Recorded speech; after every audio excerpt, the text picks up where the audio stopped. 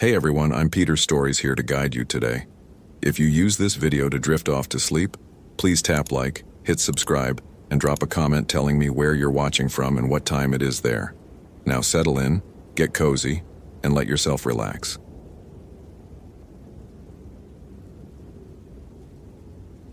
Rachel Patel found the pattern in the incident reports at 2:17 a.m., 3 hours into a graveyard shift she'd volunteered for to prove she wasn't the rookie everyone thought she was.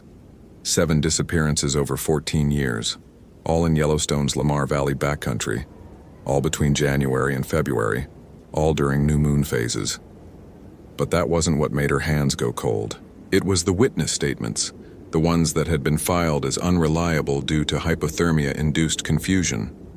Every single hiker before vanishing had reported extreme hunger, despite full packs of food, had stripped bark from pine trees with their fingernails, had been heard speaking Ojibwe or Cree despite none of them knowing those languages, and Lucas Webb, missing now for 18 hours in tonight's blizzard, had radioed at 6 p.m. yesterday saying he was so hungry it hurts to think. His last known position placing him exactly where the pattern predicted the 8th disappearance would occur. Rachel stared at the computer screen in the ranger station's cramped office, the only sound the building's heating system fighting against Wyoming January cold. Outside, the blizzard that had been forecast as moderate snow had intensified into whiteout conditions, temperature dropping to -28 Fahrenheit, with wind chill pushing it past -40. The kind of cold that killed exposed skin in minutes, that turned breath to ice crystals before it left your lungs, that made rescue operations impossible until conditions improved. She'd been a Yellowstone Ranger for exactly 3 months and 4 days. Fresh from her training at the Federal Law Enforcement Training Center, 24 years old, raised in San Diego, where cold meant wearing a light jacket, assigned to winter duty because nobody else wanted it, and rookies didn't get to choose. The veterans, Rangers who'd worked Yellowstone for decades, treated her with polite skepticism, giving her the grunt work, the night shifts, the paperwork nobody else wanted to touch. So she'd volunteered for this. Solo overnight duty at the Lamar Valley Station, organizing the backlog of incident reports from the past 20 years, a task that should have been mind-numbing, but would show she was willing to do the unglamorous work. Instead, she'd found something that made her 3 months of training feel pathetically inadequate. Rachel pulled up Lucas Webb's file. Senior Ranger, age 42, 18 years at Yellowstone, expert in winter survival and wolf ecology. He'd gone out yesterday afternoon to check on a wolf den site near Druid Peak. Routine work, was supposed to return by 7 p.m. His last radio transmission at 6:04 p.m. Something's wrong. I'm looking at my emergency rations, 2 days worth of food, and all I can think about is how it's not enough. How nothing will ever be enough. Jesus, I'm so hungry. The trees here, they're all wrong. Bark stripped in spirals like something pulled it off with static. Then nothing. The veteran rangers had launched search operations at dawn, but the blizzard had forced them back within 2 hours. Current conditions made helicopter support impossible, snowmobile access limited to main roads. The official plan was to wait for weather improvement, probably 36 hours minimum. Lucas had winter gear, emergency shelter, satellite communicator. He was experienced. He knew how to survive. But so had the other 7. Rachel cross-referenced the locations, pulling up topographic maps on the dual monitors. All 8 incidents clustered in a 3-mile radius around coordinates 44.9156 degree N, 110.1847 degree W, in the remote backcountry between Lamar Valley and the Absaroka Range. The area included no maintained trails, no roads, no structures except an abandoned weather station from the 1960s. It was wolf territory, grizzly habitat, dangerous even in summer. In January, it was effectively another planet. She zoomed in on satellite imagery. The terrain showed dense lodgepole pine forest, interspersed with geothermal features, hot springs, steam vents, sulfur deposits. Yellowstone sat atop a supervolcano, and the Lamar Valley backcountry was one of the most geothermally active areas in the park. In winter, the contrast between ground heat and air temperature created fog banks, steam columns, areas where snow melted in geometric patterns around thermal vents. And there, in the high-resolution imagery from last summer, trees.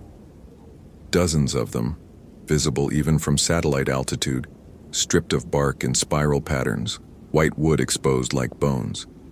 Rachel's phone buzzed.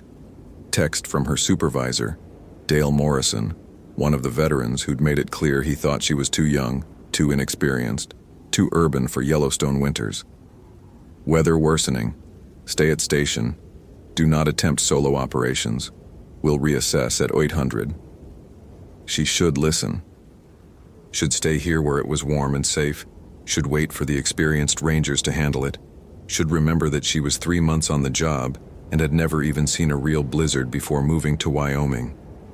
But Lucas Webb was out there, and the pattern said tonight, new moon, January, extreme cold, was when people vanished. Rachel opened her locker, started pulling out gear. She had training, even if minimal. She had equipment, even if she wasn't confident using it. And she had something the veterans didn't. She'd actually read those incident reports, had seen the pattern, understood what they were dealing with. Not that she could tell anyone what she suspected. How could she explain that 7 disappearances over 14 years matched the behavioral patterns described in Algonquian folklore about the Wendigo? A cannibalistic spirit driven by insatiable hunger, awakened by starvation and extreme cold, hunting those who violated the boundary between civilization and wilderness. She'd taken a Native American Studies course at UC San Diego, had written a paper on supernatural entities in Ojibwe tradition. The professor had presented Wendigo as cultural metaphor, a way indigenous peoples articulated the psychological horror of starvation during brutal winters. Rachel had gotten an A-. The professor had never suggested the Wendigo might be literally real. But those trees, the bark stripped in spirals, that was how witnesses described Wendigo territory. The creature scratching at trees with elongated fingers, marking its hunting ground, the spiral pattern representing the endless hunger that drove it. Rachel dressed in layers, thermal underwear, fleece, insulated pants, parka rated to -40, balaclava, goggles, expedition weight gloves. She loaded her pack, Garmin InReach satellite communicator, spare batteries in insulated case, emergency bivy, chemical heat packs, first aid kit, water in insulated bottles, 4,000 calories in energy bars, headlamp, spare, radio, spare, her service pistol, Glock 22 with 2 spare magazines, though she had no idea what good bullets would do against something from Algonquian mythology. At 3:47 a.m., Rachel stepped into the blizzard. The cold hit like a physical blow, wind driving snow horizontally, visibility reduced to maybe 20 feet. Her goggles immediately fogged, forcing her to adjust them, expose her face for 3 seconds that left her cheeks burning with frostbite's first warning. The parking lot lights created halos in the snow, everything beyond that radius disappearing into white static. Her Garmin showed Lucas's last known coordinates, 3 miles northeast, bearing 045 degrees, elevation gain of 1,200 feet through terrain she'd never navigated. Rachel oriented herself, started hiking, immediately stumbled over a parking barrier she hadn't seen under the snow. 3 months. 3 months of training. 3 months of veterans watching her, waiting for her to fail, waiting for her to prove she didn't belong here. She kept walking. The first hour was hell. The wind screamed through the lodgepole pines, each gust threatening to knock her off her feet. Snow had drifted 4 feet deep in places, forcing her to break trail, her thighs burning within 30 minutes. The headlamp beam reflected off 10 million snowflakes, creating a disorienting white blur that made depth perception impossible. She fell twice, caught herself on her poles, kept moving. The Garmin guided her northeast, tracking her progress at roughly 1 mile per hour, far slower than she'd calculated. At this rate, reaching Lucas's position would take 7 hours, assuming she didn't get lost, didn't injure herself, didn't freeze to death first. Her radio crackled. To all units, visibility 0, all operations suspended until... Rachel turned the volume down. She'd made her choice. At the 2-hour mark, the terrain changed. The forest opened into a thermal basin. Snow melted away in irregular patches, revealing yellow sulfur deposits and steaming vents. The temperature differential created thick fog that mixed with the blizzard, reducing visibility to 10 feet. Rachel's goggles frosted over constantly, forcing her to navigate by GPS alone, trusting coordinates instead of sight. And that's when she heard it. Whistling. Not wind. Melody. Someone whistling a tune she almost recognized, coming from somewhere in the fog ahead. Lucas? Her voice disappeared into the storm. Lucas Webb? The whistling continued, circling, always just ahead. Rachel followed, boots crunching on ground that alternated between frozen and scalding depending on proximity to thermal vents. The fog parted briefly and she saw them. Trees. Pine trees with bark stripped in perfect spirals, exposed wood gray-white and ancient despite the wounds looking fresh, dozens of them, creating a perimeter around something. At the center stood a figure, too tall, too thin, proportions wrong in ways that hurt to look at directly. It wore what might have been Lucas's ranger uniform, but the clothes hung loose, as if the body inside had been stretched and compressed in impossible ways. It turned its head, movement too smooth, too fluid, and Rachel's headlamp caught its face. Lucas's face, but wrong. Skin pulled tight over bones that had grown longer, sharper, eyes sunken so deep they were just hollows filled with shadow. Mouth open, jaw distended, teeth that looked normal in shape, but wrong in number. Too many, doubling the rows, like a shark. When it spoke, Lucas's voice layered over something else, something that formed words in a language Rachel didn't know but understood anyway, meaning impressed directly on her mind. So hungry, always hungry, never enough. She made me understand, made me feel what she feels, forever starving, forever feeding, forever empty. Rachel's hand went to her pistol, muscle memory from training. The thing that had been Lucas moved, speed that defied physics, and suddenly it was 3 feet away, close enough that she could smell it. Rot and pine sap and something metallic, like blood frozen so cold it turned to crystal. She wants you to understand too, it said, Lucas's voice breaking through the other voice, pleading now. Wants you to feel the hunger. It's not so bad once you stop fighting, once you accept that everything is food, everyone is food. The hunger makes it simple, makes everything simple. Its hand reached out, fingers too long, too many joints, and touched Rachel's face. Through her balaclava, through her layers, she felt cold that had nothing to do with temperature and everything to do with absence. Absence of warmth, of life, of satisfaction, of ever being full. And with the cold came hunger. Sudden, overwhelming, all-consuming. Rachel's stomach cramped, her mouth flooded with saliva, her mind filled with single thought. Feed. The emergency bars in her pack seemed impossible to reach, seemed inadequate, seemed like nothing compared to the hunger that demanded flesh, bone, marrow. The hunger that looked at her own fingers and wondered what they would taste like. Rachel stumbled backward, ripping away from the thing's touch. The hunger faded, but didn't disappear, settling into her stomach like a stone made of appetite. She fumbled for her radio. Hoffman to base, emergency, emergency, I've located Webb, but... Static answered thick and wrong, and through it came whistling. The same melody.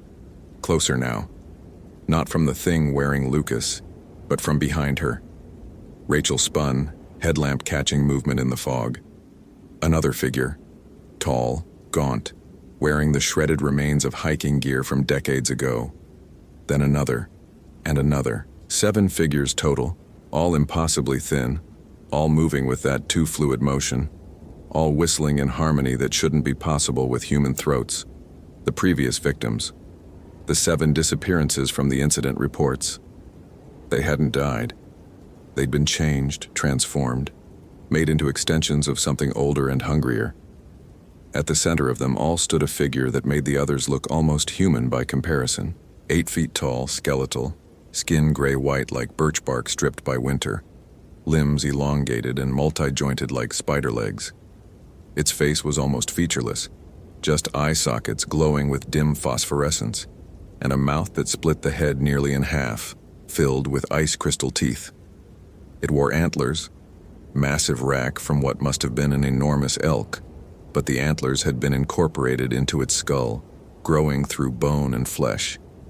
The Wendigo, the original, the first. It spoke in the language Rachel didn't know, voice like winter wind through dead trees, and meaning flooded her mind.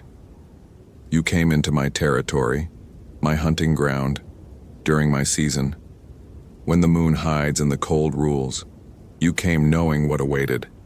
The pattern is not hidden. The pattern is invitation. I call them here. I sing in their dreams, whisper through their radios, make them feel hunger they never felt before, make them understand that civilization is thin, meat is meat, and winter makes all things equal. Rachel's training had covered wildlife encounters, bears, wolves, mountain lions, had covered environmental hazards, hypothermia, avalanches, falls, had covered nothing remotely applicable to this. She backed away slowly, hand still on her pistol, knowing it was useless but drawing anyway because it was all she had. The Wendigo moved forward, each step covering impossible distance, and suddenly Rachel's back hit a tree, one of the bark-stripped spirals. She could feel grooves carved into wood, could feel them through her gloves, through her parka, pressing into her spine like a brand. You will join, the Wendigo said, not question, but statement. You will feed, you will understand. The hunger is truth.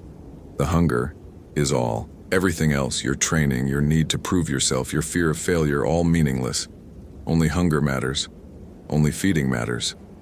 And feeding never ends. Rachel's finger found the trigger. She fired 3 times. Center mass, the way she'd been trained. The shots cracked loud in the cold air, echoes swallowed by snow. The bullets hit. She saw them hit. Saw the Wendigo's chest cavity puncture. Saw nothing.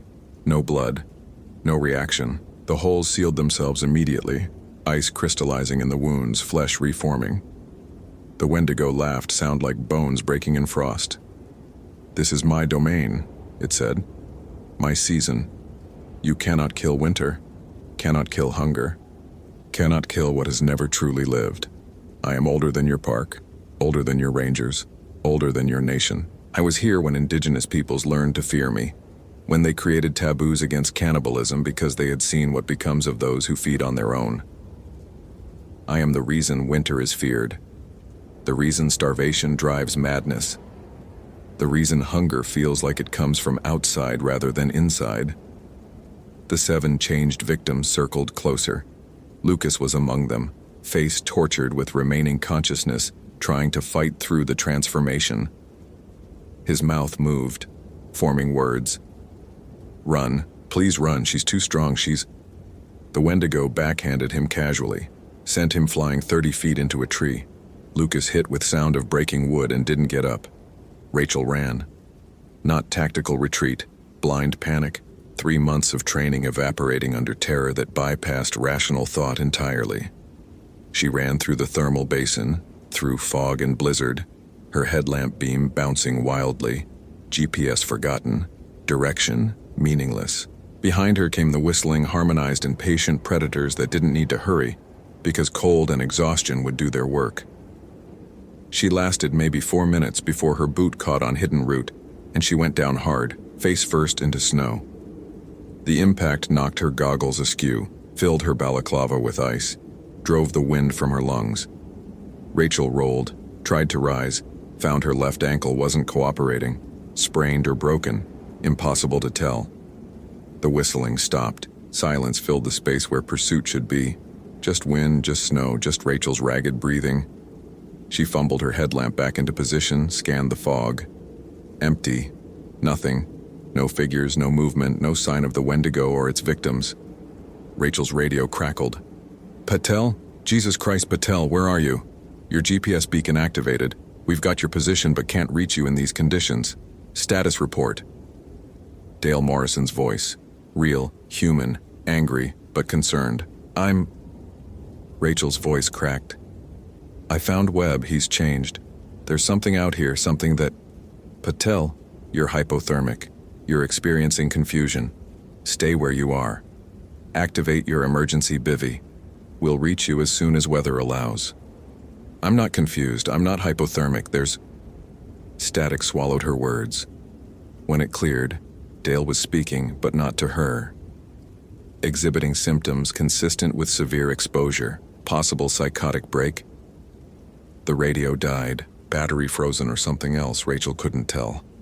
She activated her emergency bivy, the reflective shelter unfurling from its compression sack. Getting inside took 3 tries with hands that barely functioned, fingers so cold she couldn't feel whether she was gripping anything. Once inside, the bivy trapped her body heat, temperature climbing from lethal to merely terrible. Rachel lay in the cramped space, ankle throbbing, and tried to think rationally. She'd seen something, multiple somethings. Lucas transformed.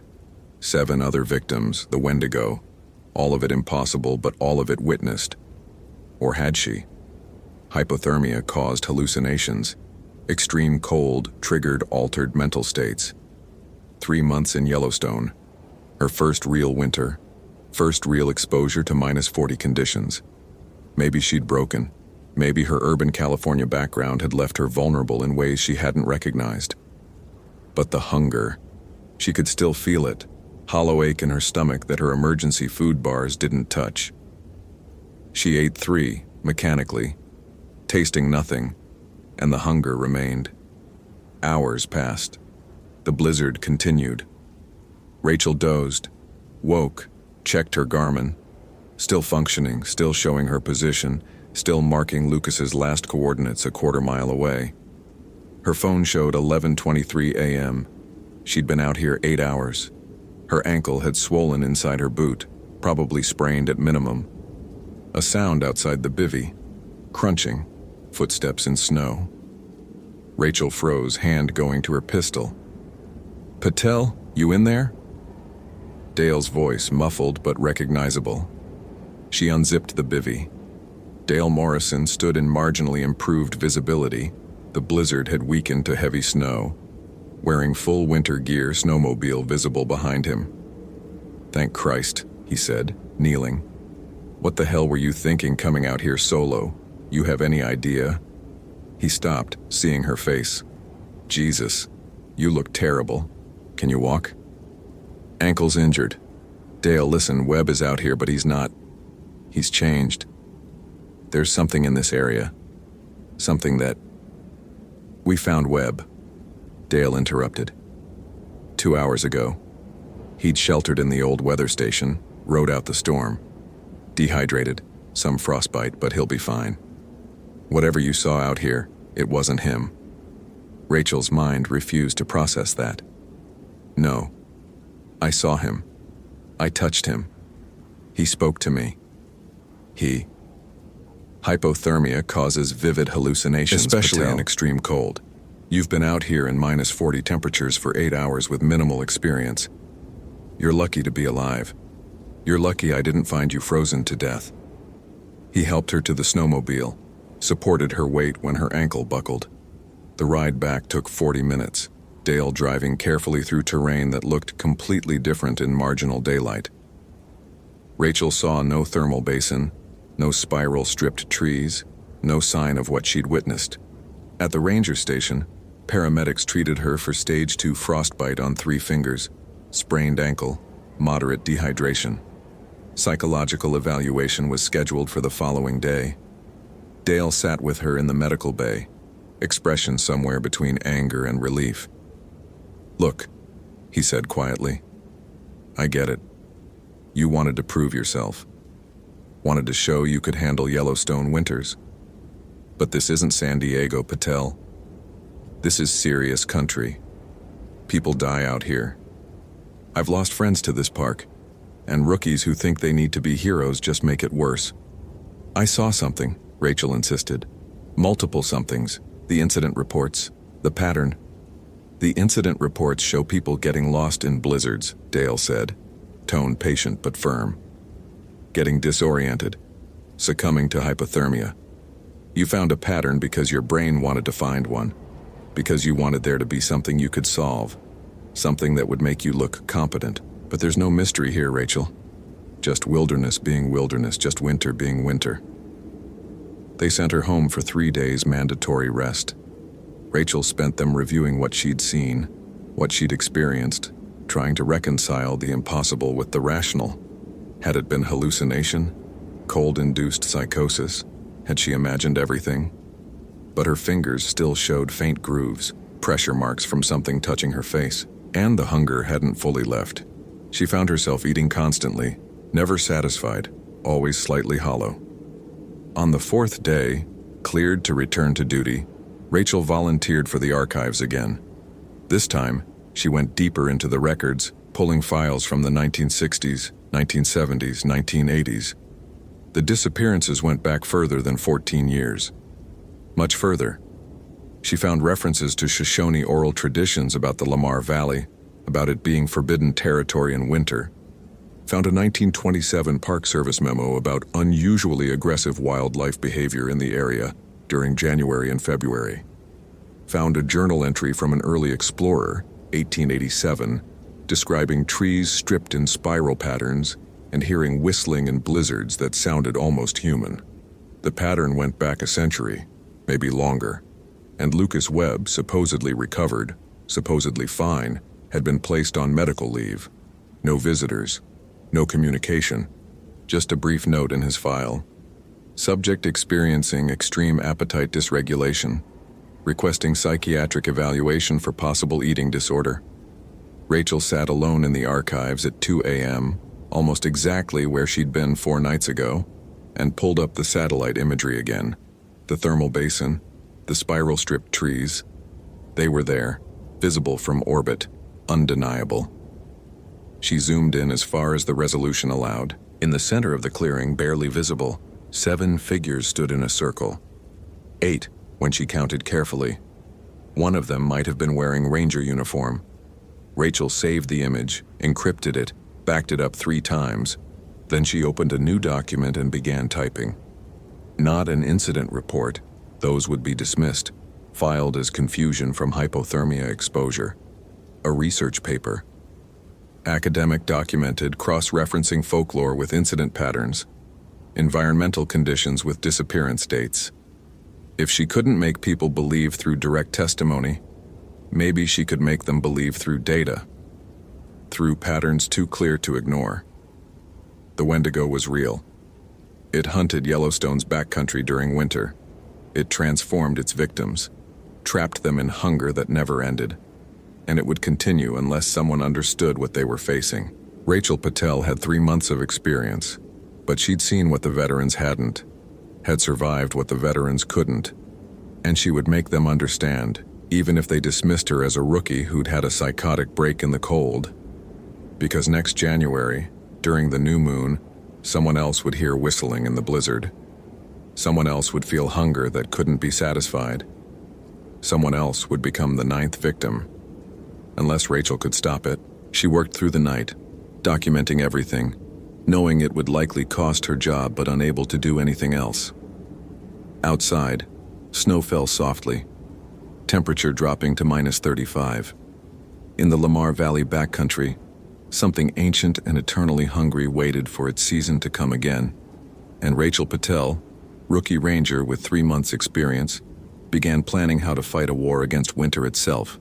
Hope you felt genuine terror. If you appreciate authentic horror rooted in real folklore, consider following for more stories. Which moment scared you most? Share your theory about what happened.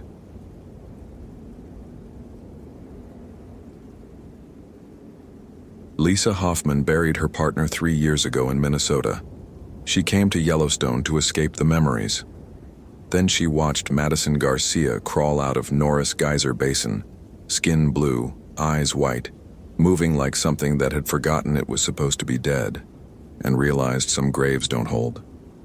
The transfer to Yellowstone had been Lisa's idea.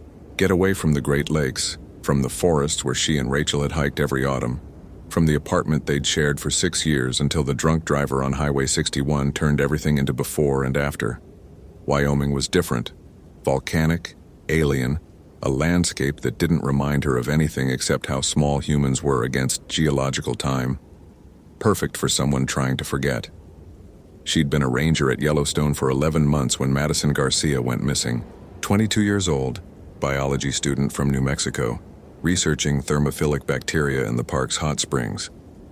Madison had all the right permits, all the right safety equipment, and enough academic enthusiasm to make Lisa feel ancient at 34.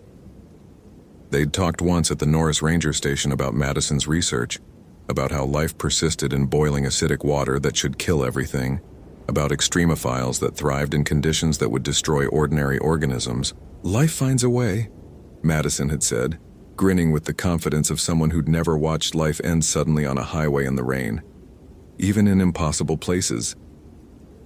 Lisa had smiled tightly and said something about following safety protocols. Madison had laughed and promised to be careful.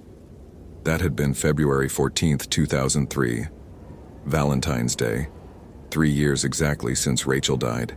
Madison Garcia was reported missing on February 17th when she failed to check in after a permitted research trip to the Porcelain Basin thermal area. Her equipment was found at the basin's edge: sample containers, water testing kit, field notebook, with observations logged up to 4:47 p.m. No signs of struggle, no signs of anything except an absence, as if she'd simply evaporated into the sulfurous steam that rose constantly from the hot springs. Lisa led the search, though calling it a search felt optimistic. Yellowstone's thermal features were deadly. The water in some pools exceeded 200 degrees Fahrenheit. The ground was thin crust over superheated water and steam. Every year, tourists ignored warnings and ended up boiled alive or dissolved in acidic springs. If Madison had fallen through the crust or slipped into a hot spring, there might not be anything left to find. They searched anyway. SAR teams, thermal imaging, cadaver dogs that refused to go near certain areas, whining and pulling back on their leashes. 3 days of searching turned up nothing. On the 4th day, Lisa was doing a final sweep of the Porcelain Basin alone, against protocol, but she'd stopped caring much about self-preservation after Rachel died, when she saw it. Movement at the edge of a steam vent, something pulling itself up from the ground. Lisa's first thought was animal, maybe an elk that had fallen through the crust and was trying to escape. But the shape was wrong. Too upright, too human. Madison Garcia emerged from the steam like something being born, hands clawing at the mineral-crusted earth, pulling herself up from a fissure that hadn't existed in the previous day's survey. Her skin had the blue-gray color of cyanosis, lips dark purple, hair plastered to her skull with mineral deposits. Her eyes were completely white. No iris, no pupil, just milky opacity like cataracts. She wore the same clothes she'd disappeared in, but they hung loose on a frame that looked simultaneously emaciated and swollen. Lisa stood frozen, her radio falling from her hand. This wasn't possible. Madison had been missing for 4 days in sub-zero February temperatures. Even if she'd found shelter, which didn't exist in the thermal basin, hypothermia would have killed her within hours, and people didn't crawl out of the ground. Didn't move like that, joints bending wrong, head tilted at an angle that should have meant a broken neck. Madison's head turned toward Lisa with mechanical precision. The white eyes stared, unblinking. Her mouth opened, revealing teeth stained black, and she spoke in a voice like gravel scraping over bone. Lisa Hoffman, 34 years old, ranger, widow. She died on Valentine's Day. You think of her every morning. You dream of the accident. You wish you'd been in the car. Lisa's legs gave out. She hit the ground hard, mineral crust cracking under her knees. How did Madison know about Rachel? Lisa had told no one at Yellowstone, had kept her grief private, professional, buried as deep as she could manage. "I know because the dead know," Madison said, taking a step forward. Her foot left a print in the mineral crust, not a normal footprint, but something deeper, as if she weighed far more than her frame suggested. "I know because I've been where the dead go. I've seen them. She's there. Rachel, she's still there." Lisa's training screamed at her to call for backup, to approach this as a medical emergency, to treat Madison as a hypothermia victim suffering from delirium. But her instincts, the ones she'd learned to trust after 11 months in a landscape that killed casually and often, told her this wasn't medical. This was something else. "What happened to you?" Lisa managed to ask, her voice barely audible over the hiss of steam vents. "I fell through," Madison said, still advancing with that wrong, mechanical gait. "Fell through the crust into the hot spring. It should have killed me. The heat, the acid, should have dissolved me like it dissolves everything. But it didn't, because something else was down there.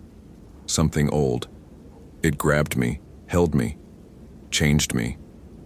Lisa forced herself to stand, backing away slowly. Madison followed, closing the distance with steps that seemed to cover more ground than they should.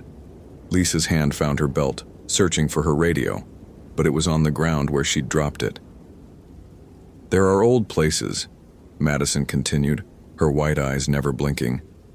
"Places where the world is thin, where heat and pressure break through from below. The Norse knew. They called beings like me Draugr, the Again Walkers, the dead who return. We guard the thin places. We punish those who disturb what should remain buried." Lisa's back hit a boulder. She was trapped between Madison and a boiling hot spring that bubbled ominously behind her, steam rising in thick clouds. The temperature here was dangerous even without the thermal features. The air itself could burn lungs. "I disturbed nothing," Lisa said, trying to keep her voice steady. "I'm just looking for you. SR. We've been searching." "You disturbed your grief," Madison interrupted. "You came here to bury it, to forget her. But the dead don't forget, and they don't let go. Rachel is waiting. She wants you to remember. She wants you to join her." Madison's hand shot out, impossibly fast, grabbing Lisa's wrist. The skin was cold, despite having emerged from boiling water, cold like meat from a freezer, and the grip was crushing. Lisa felt bones grinding together, felt something wrong in Madison's hand. Too many joints, fingers that bent in too many places. "You'll see her soon," Madison said. "I'll take you where I went, into the heat, into the earth, where the dead gather around the world's warm heart. You'll burn and you'll change and you'll understand that death isn't an ending. It's a threshold, and some of us come back to show others the way." Lisa's free hand found her belt knife, a Gerber multi-tool she'd carried since her first ranger posting. She flipped it open and drove the blade into Madison's arm. The knife sank in easily, meeting no resistance, as if Madison's flesh was rotten despite appearing solid.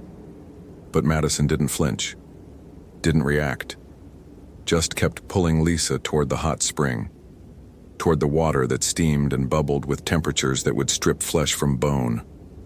"Iron doesn't stop us," Madison said. "Fire made us. Heat forged us. The old rituals knew.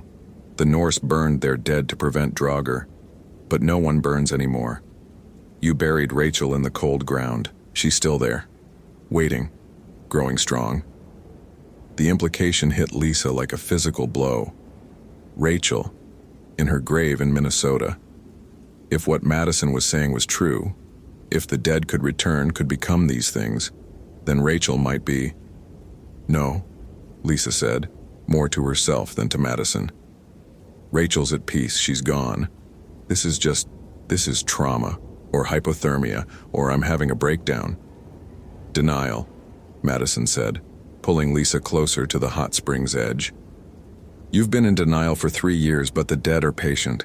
They wait in the cold earth or the hot stone, and eventually everyone joins them. Some of us just come back first." Lisa's boot heel caught on the rim of the hot spring. She could feel the heat now, incredible and immediate, radiating up through the thin crust. One more step and she'd go in, would experience what Madison claimed to have survived, would find out if the dead really waited in the superheated water, or if she'd just die screaming like the tourists who ignored the warnings. A sound behind them. Footsteps. Multiple. Running. SAR team responding to Lisa's last known position when she'd failed to check in. Madison's head swiveled with that mechanical precision, white eyes focusing on the approaching rangers. "They'll try to save you," Madison said. "They'll fail. There are more of us than you know. Every thermal death feeds us. Every body dissolved in the hot springs joins us. Yellowstone is a graveyard, Ranger Hoffman. A graveyard that doesn't let its dead rest. Madison released Lisa's wrist and turned toward the approaching rangers. Lisa saw her chance and ran, circling away from the hot spring, her wrist throbbing where Madison had gripped it. Behind her, she heard voices, her colleagues calling her name, confusion as they encountered Madison, questions about her condition. Then screaming, not pain screaming, but terror screaming, the sound of people confronting something their minds couldn't process. Lisa didn't look back. She ran until her lungs burned, until she reached the parking area where the SAR vehicles were clustered. She grabbed her radio from the dash of her truck and called it in. Multiple officer emergency at Norris Geyser Basin. Need all available units and medical immediately. Hostile individual at scene. Officers down or in danger. The response was chaos. Dispatch trying to get details. Units scrambling. Confusion about what hostile individual meant in a national park context. Lisa sat in her truck, watching the steam rise from the thermal basins in the distance, and waited for backup that might not matter. They found 2 rangers dead at the Porcelain Basin. Both had fallen or been pushed into hot springs. Their bodies were partially dissolved, identifiable only by their uniforms and equipment. Madison Garcia was gone, vanished back into the thermal features. The official report listed it as a tragic accident, 2 rangers responding to a search and getting too close to unstable ground. Madison was presumed dead, another victim of Yellowstone's thermal features. But Lisa knew better. She'd seen Madison's eyes, had felt the wrongness in her grip, had heard the words about Rachel waiting in the cold ground. Lisa requested a transfer the next day, was granted it within a week. She moved to Death Valley to heat and dryness and desert where there were no thermal features. No thin places where the earth opened up to whatever waited below. The nightmare started a month after leaving Yellowstone. Not dreams about Madison or the dead rangers, but dreams about Rachel. Dreams where Rachel climbed out of her grave in Minnesota, skin blue-gray, eyes white, moving with that same mechanical wrongness. Dreams where Rachel spoke in that gravel-over-bone voice. You left me in the cold ground. I'm still here, still waiting, growing strong. Lisa called the cemetery in Minnesota, asked if Rachel's grave had been disturbed. The groundskeeper laughed. Who would disturb a 3-year-old grave? Everything was fine. The grave was undisturbed, the headstone intact. Lisa thanked him and hung up, not reassured at all, because she'd learned something in Yellowstone that her training hadn't prepared her for. Some dead don't need their graves disturbed to return. Some wait patiently in the cold or the heat, gathering strength until those who loved them couldn't forget them anymore. And some places, thermal basins, thin spots where the world cracked open, were doorways they could use to come back. Lisa never returned to Yellowstone, never returned to Minnesota. She moved from park to park, always requesting transfers after a few months, unable to settle anywhere that felt like it might have thin places.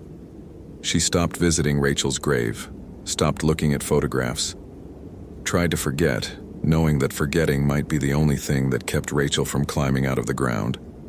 But on February 14th every year, Valentine's Day, the anniversary, Lisa would wake to find mineral deposits on her pillow, white crusts that smelled of sulfur and looked exactly like the formations that covered everything in Yellowstone's thermal basins. And she'd know that Madison had been right. The dead knew. The dead remembered. And the dead were patient. Some graves don't hold. Some grief is a beacon calling the dead back. And some rangers learn too late that the wilderness they're supposed to protect has its own ideas about who belongs to it, living or dead. Hope you felt genuine terror. If you appreciate authentic horror rooted in real folklore, consider following for more stories. Which moment scared you most? Share your theory about what happened.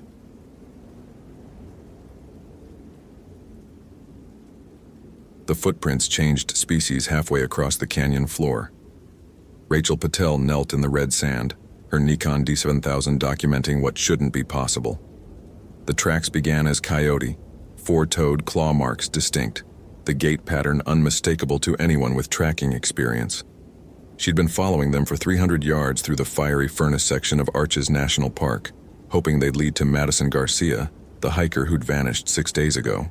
But 50 yards from the balanced rock formation, the prints changed. Mid-stride, without transition, they became human. Barefoot, adult-sized, but the stride length was wrong, too long, suggesting something that moved in ways human legs didn't. And then, another 20 yards later, they changed again. Into something Rachel's brain refused to categorize. Too large for coyote, wrong shape for human, with additional digits that suggested a hand more than a foot. The impressions were deep, as if whatever made them was far heavier than either animal or human should be. Rachel took 17 photographs, checked her Garmin GPS map 62's, coordinates N38 dig 4033, W109 dig 3347, and tried to remember what her SAR training said about impossible evidence. Nothing. Because evidence was supposed to be possible. It was October 2012, peak season nearly over, the desert cooling from summer's brutal temperatures to something merely oppressive. Rachel had worked arches for 4 years now, transferred from Glacier National Park after. She didn't think about after.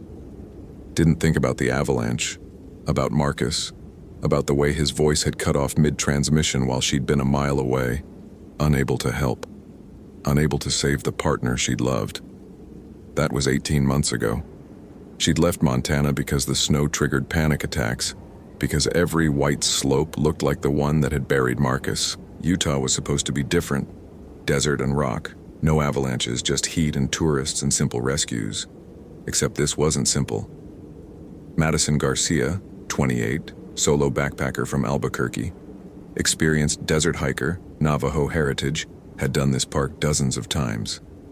She'd set out 6 days ago on a permitted overnight trip through the backcountry, expected back 3 days ago. Her car remained at the Devil's Garden trailhead, her emergency contact growing frantic. Rachel had volunteered for the search because everyone else was dealing with a multi-vehicle accident on the scenic drive. Because she needed to prove she could still do this work, could still handle SAR operations without falling apart. Because Madison Garcia deserved someone looking for her, even if that someone was broken. The Utah sun hammered down despite October's calendar promise of autumn. 103 degrees at 11 a.m., the sandstone radiating stored heat. The air so dry Rachel's lips cracked despite constant water intake. She carried 4 liters in her camelback, the department-issue Motorola XTS 5000 radio on her belt, her personal spot satellite messenger clipped to her pack. And now she was looking at tracks that violated biology, following them deeper into the fiery furnace, a maze of narrow canyons and fins where tourists regularly got lost, despite the guided tours. Rachel keyed her radio. Base Ranger Patel. I've found tracks possibly related to Garcia disappearance. Following them east into the furnace, coordinates logged on GPS. Static, then dispatch. Tom's voice, steady and professional. Copy that, Rachel. Weather forecast shows possible thunderstorms by 1600. Don't get caught in a flash flood zone. Understood. Check-in scheduled for 1300 hours. She signed off and continued tracking. The canyon walls rose around her, entrada sandstone stained rust red and cream, twisted into formations that looked organic, alive. The Navajo called this area something in their language. Rachel had heard Madison mention it once during a volunteer training session. Something about skinwalkers, about places where the boundary between human and animal grew thin. Rachel didn't believe in folklore. She believed in evidence, in training, in following protocols. But she also believed that Marcus's last words had been, "Something's wrong, Rach, the snow is..." Before the transmission ended, and the avalanche took him. Believing in evidence hadn't brought him back. The tracks led into a narrow slot canyon, barely 3 feet wide, the walls rising 60 feet on either side.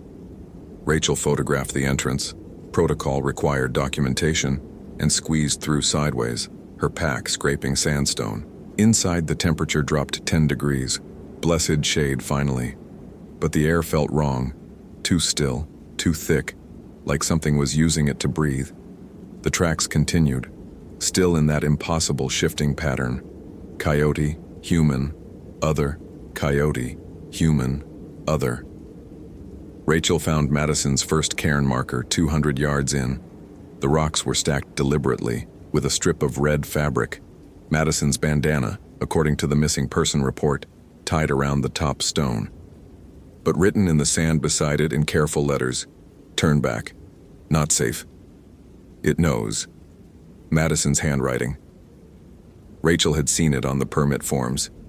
But when had she written this? Why hadn't she turned back herself? Rachel photographed the cairn and the message. Her hands were shaking slightly. Professional detachment said document and continue. Survival instinct said listen to the warning and retreat. Her radio crackled with static, then a voice. "Rachel, can you hear me?" Marcus's voice. Impossible, wrong, but unmistakably his voice, the slight Boston accent, the way he rounded his R's. "This is Ranger Patel," Rachel said, keeping her voice steady through force of will. "Identify yourself." "It's me, Rach. I'm hurt. I need help. Please, I'm—" Static cut through the transmission. "Trapped, and it's getting dark, and I can hear something." Rachel's finger hovered over the transmit button. Marcus was dead. Had been dead for 18 months.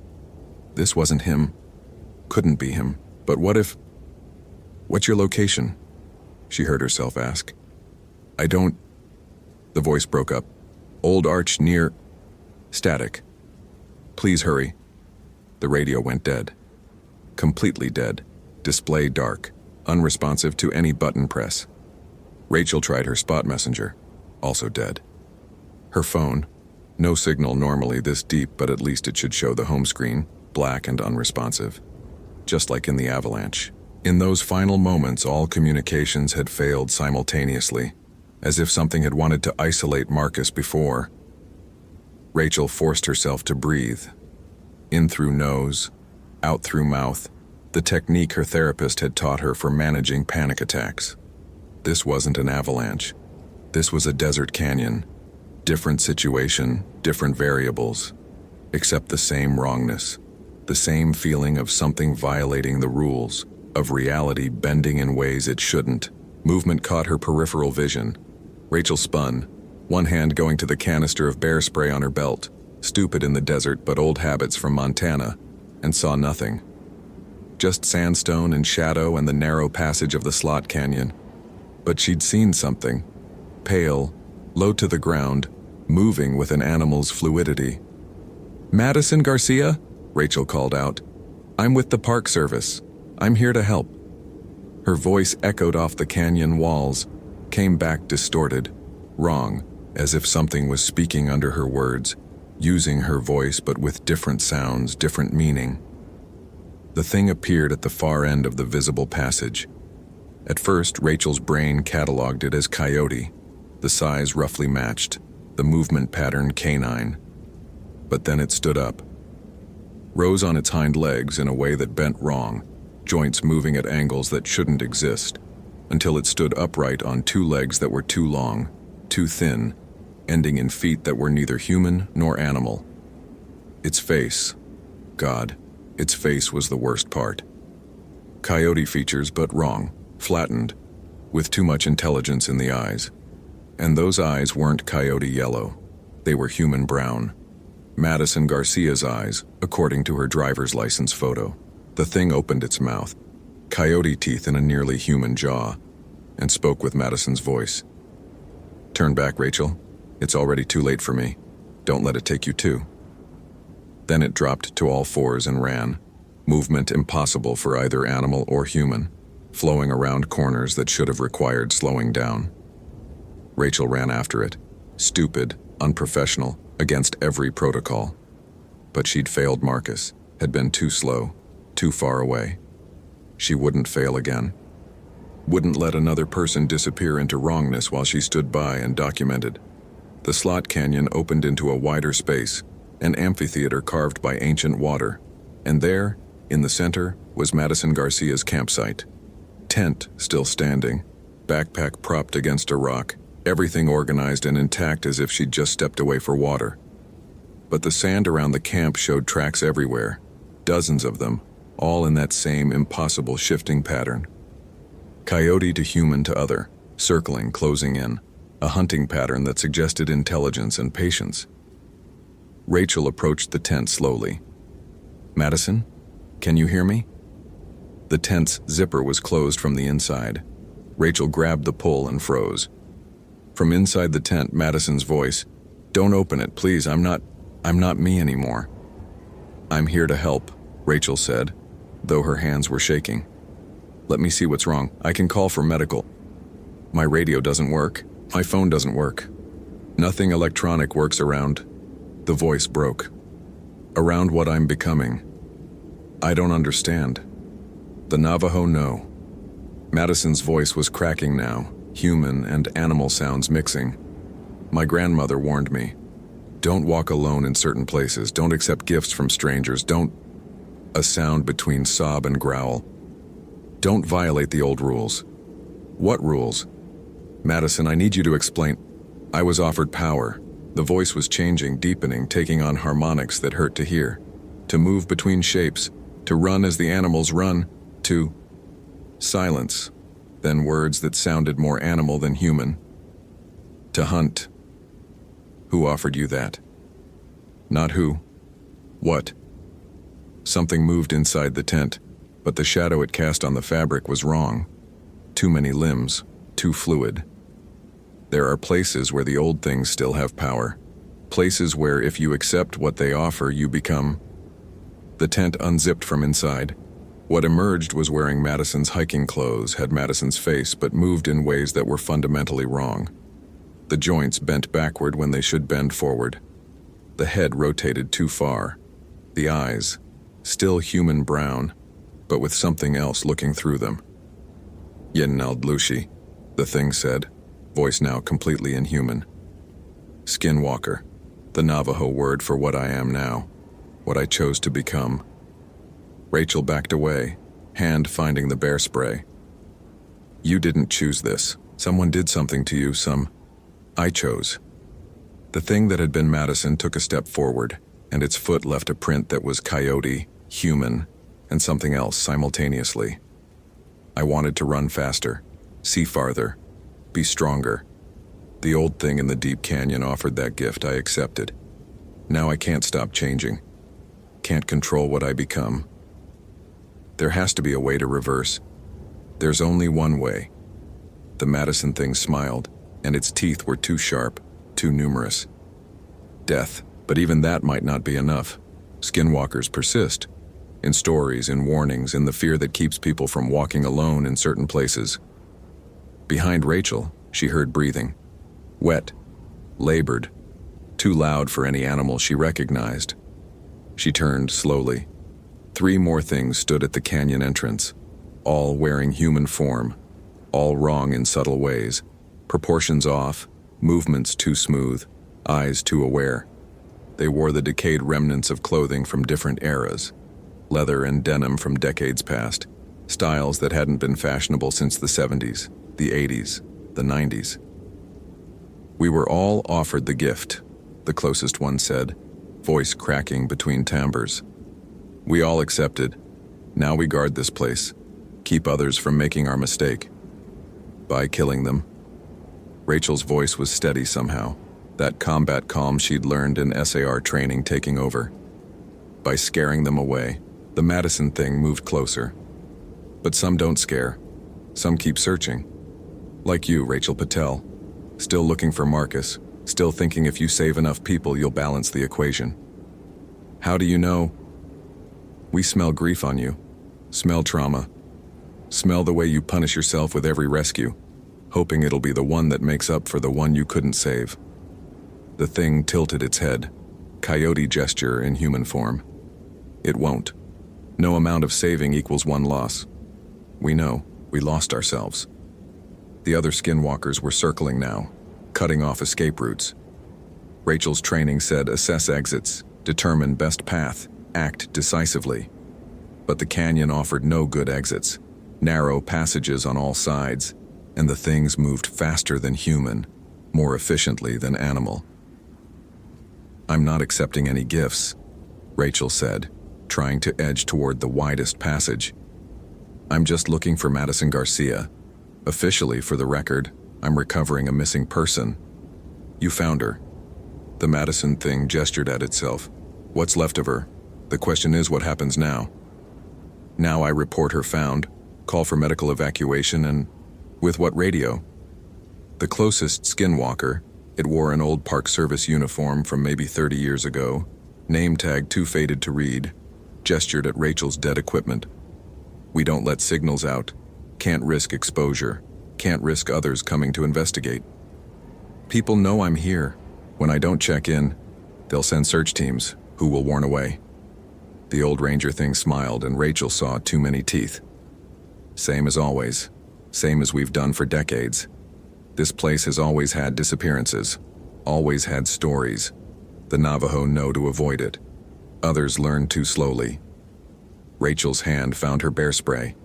I'm not staying here. Madison, or whatever you are now. I came to find you. I found you. That's enough. Is it? The Madison thing moved faster than sight, suddenly inches away, breath hot and wrong on Rachel's face. Or do you need to save me?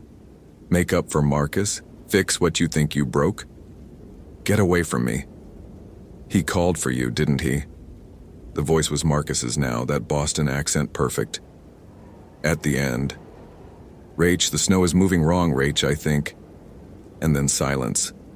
And you couldn't reach him, couldn't save him. Could you? Rachel sprayed. The bear spray caught the Madison thing full in the face, and it recoiled, shrieking. A sound that was part human scream, part coyote yip, part something else entirely. The other skinwalkers lunged forward, but Rachel was already moving, muscle memory from 100 mountain rescues driving her toward the narrowest passage, the one that favored human form over animal flexibility. She squeezed through a crack barely 18 inches wide, sandstone scraping her arms and pack. Behind her, the things were changing, bones cracking and reforming, becoming something that could follow. Rachel ran through passages she didn't remember entering, taking turns by instinct and desperation. The canyon system was a maze, each turn looking like the last, every wall identical red sandstone. Her GPS was dead, her compass spinning uselessly, but she followed the sun angle, kept moving toward what she thought was west, toward the park road. From every direction, she heard voices, Marcus's voice calling for help, her mother's voice asking why she wasn't coming home, her own voice warning her to turn back. Rachel ignored them all, focused on breathing, on placing feet carefully despite speed, on the basics of desert survival. Don't fall, don't break an ankle, don't stop moving.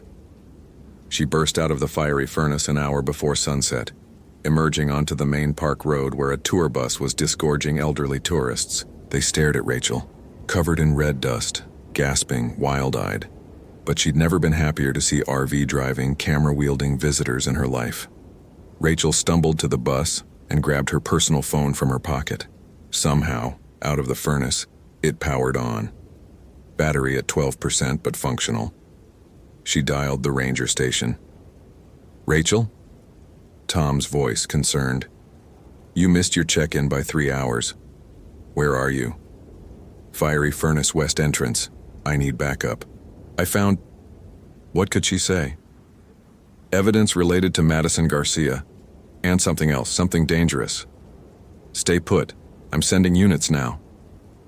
Rachel sat on the roadside barrier while tourists took selfies with balanced rock in the background. The normalcy was surreal. Families eating picnic dinners, children chasing lizards, retirees consulting maps. All while a few hundred yards into the canyon system, things that wore human shapes but weren't human anymore circled and hunted and kept their terrible secret. The Park Service arrived 20 minutes later. 3 rangers, a medic, Tom himself looking worried.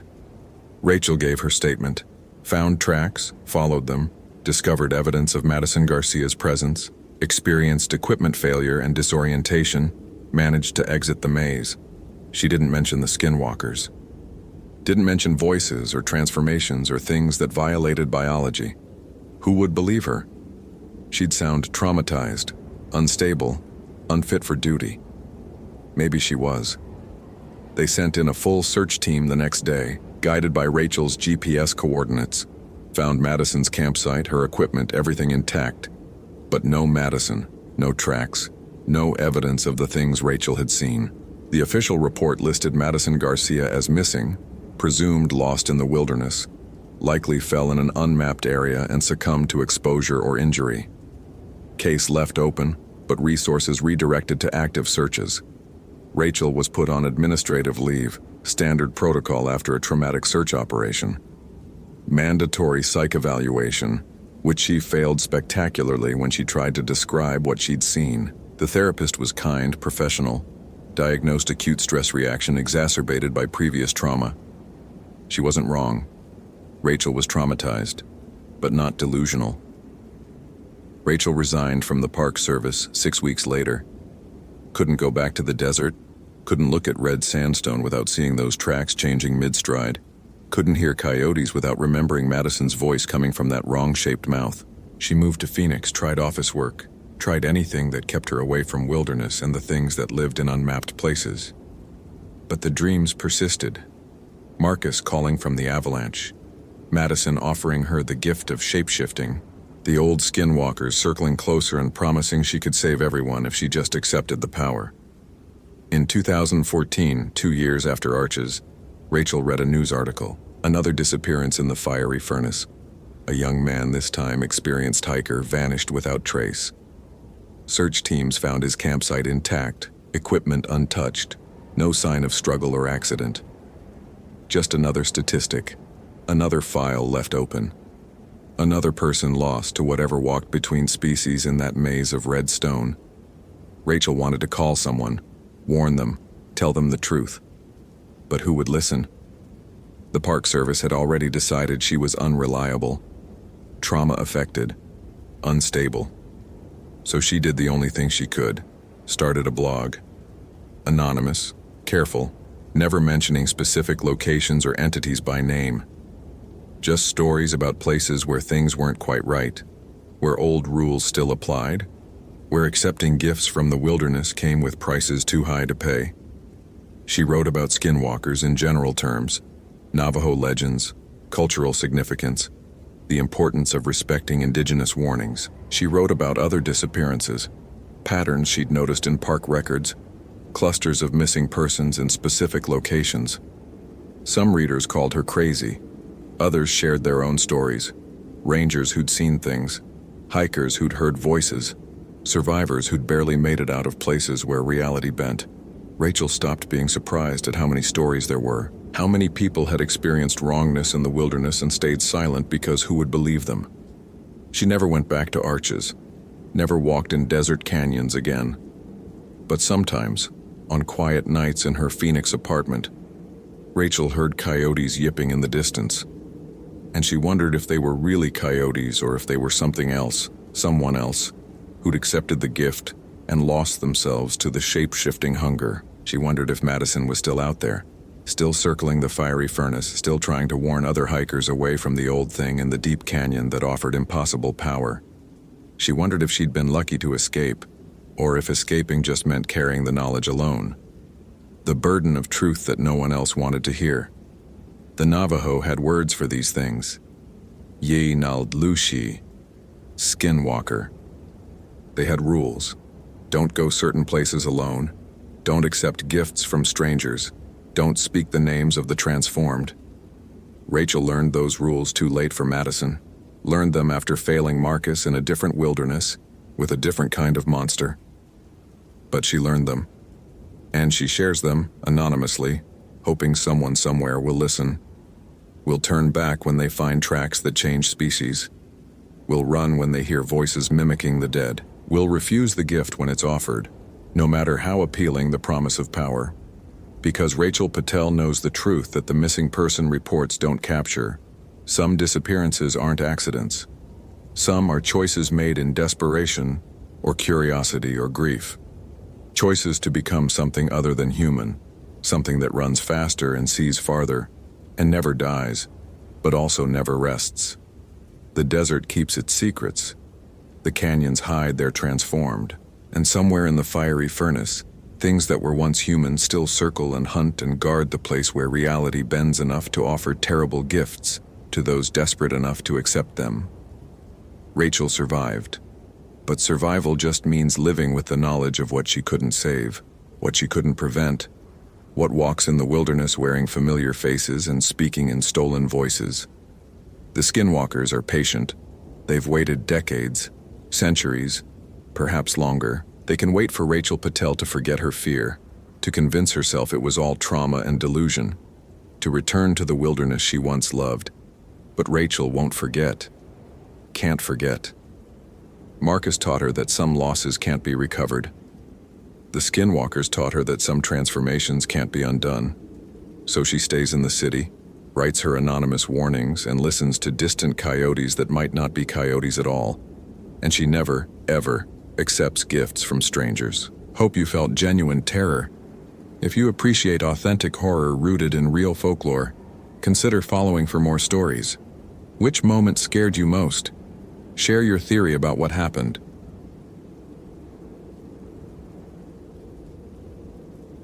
James Whitmore found the symbols carved into his daughter's photograph, the one he carried in his ranger jacket, 3 days before Austin Fletcher vanished.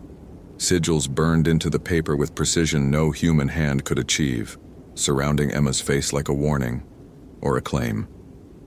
The photograph was recent, taken just 2 weeks ago during Emma's 8th birthday at their rental house in Auric. She was smiling, missing a front tooth, holding up the new binoculars James had bought her. "So I can be a ranger like you, Daddy," she'd said. James had laminated the photo and kept it in his jacket's inside pocket, close to his heart, something he could touch during long patrols to remember why he worked 50-hour weeks in a park 300 miles from home. His wife Sarah had been understanding when he'd taken the Redwood posting 18 months ago. They'd needed the money. Emma's medical bills from her childhood leukemia had drained their savings despite insurance. The cancer was in remission now, but the debt remained. Sarah worked as a nurse in San Francisco, while Emma stayed with Sarah's mother during the week. James drove home every Friday night, spent 48 hours with his family, then drove back Sunday evening. It was temporary, just until they could pay down the debt, just until they could afford to be together again. The symbols appeared on March 15, 2018. James had reached into his jacket for the photo during a routine patrol and felt heat, actual heat, like the paper was burning. He'd pulled it out quickly, expecting fire, but the lamination was cool to the touch. The damage was already done. 7 symbols, perfectly circular, burned through the lamination into the photograph itself. Each symbol was intricate, geometric patterns that hurt to look at, angles that seemed to shift when viewed directly. They surrounded Emma's face like a frame or a target. James had photographed the symbols with his iPhone and run a reverse image search. The results were scattered and disturbing. Islamic mystical texts, medieval grimoires, academic papers on Solomon's seals and binding rituals for jinn. The symbols weren't identical to anything he found, but they shared characteristics. Containment circles, binding marks, warnings against entities of smokeless fire. He'd told himself it was a prank, that someone at the ranger station had gotten into his locker. But the locker had been locked, and the symbols were burned, not drawn. And deep down, James had felt something he hadn't felt since Emma's diagnosis. Pure, primal fear. Not fear for himself, but fear that something was threatening his daughter. 3 days later, Austin Fletcher disappeared. Austin was a 26-year-old environmental activist from Portland, part of a group monitoring old-growth logging near the park boundaries.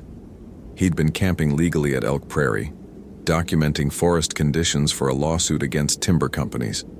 His tent was found on March 18th, still zipped shut from the inside, his camera and phone inside, but Austin gone. The tent fabric showed scorch marks, small burns in perfect geometric patterns, the same symbols that had appeared on James's photograph. James volunteered to lead the search immediately, not just because it was his job, but because he needed to understand what was happening. If these symbols connected to Emma somehow, if something was using them to mark targets, then he needed to find Austin Fletcher and figure out what they were dealing with. The search grid covered the ancient redwood groves north of Elk Prairie, trees so massive they created their own weather systems, fog condensing around trunks 50 feet in diameter. Some of these trees were over 2,000 years old, had been saplings when Rome fell. The Yurok and Tolowa people considered the groves sacred, places where the boundary between worlds grew thin, James had heard the stories from tribal consultants, tales of forest spirits, of beings that lived in the trees and tested those who entered, of paths that led sideways into realms where human rules didn't apply. He dismissed the stories as cultural mythology, interesting but not literally true. Now he wasn't so sure. The search began at dawn on March 19th. James's team included 5 other rangers and 2 SAR specialists with cadaver dogs. The dogs acted strangely from the start, whining, pulling back from certain trails, refusing to enter specific groves even when commanded. One dog, a German shepherd named Max, who'd located bodies in 3 previous searches, lay down and wouldn't move when they reached the edge of the tall trees grove. His handler tried everything, treats, commands, even carrying the dog, but Max went rigid, growling at something only he could see. "Never seen him do this," the handler said, frustrated. "He's trained to ignore distractions. Something's got him spooked." James felt it too. A pressure in the air, a weight that had nothing to do with humidity.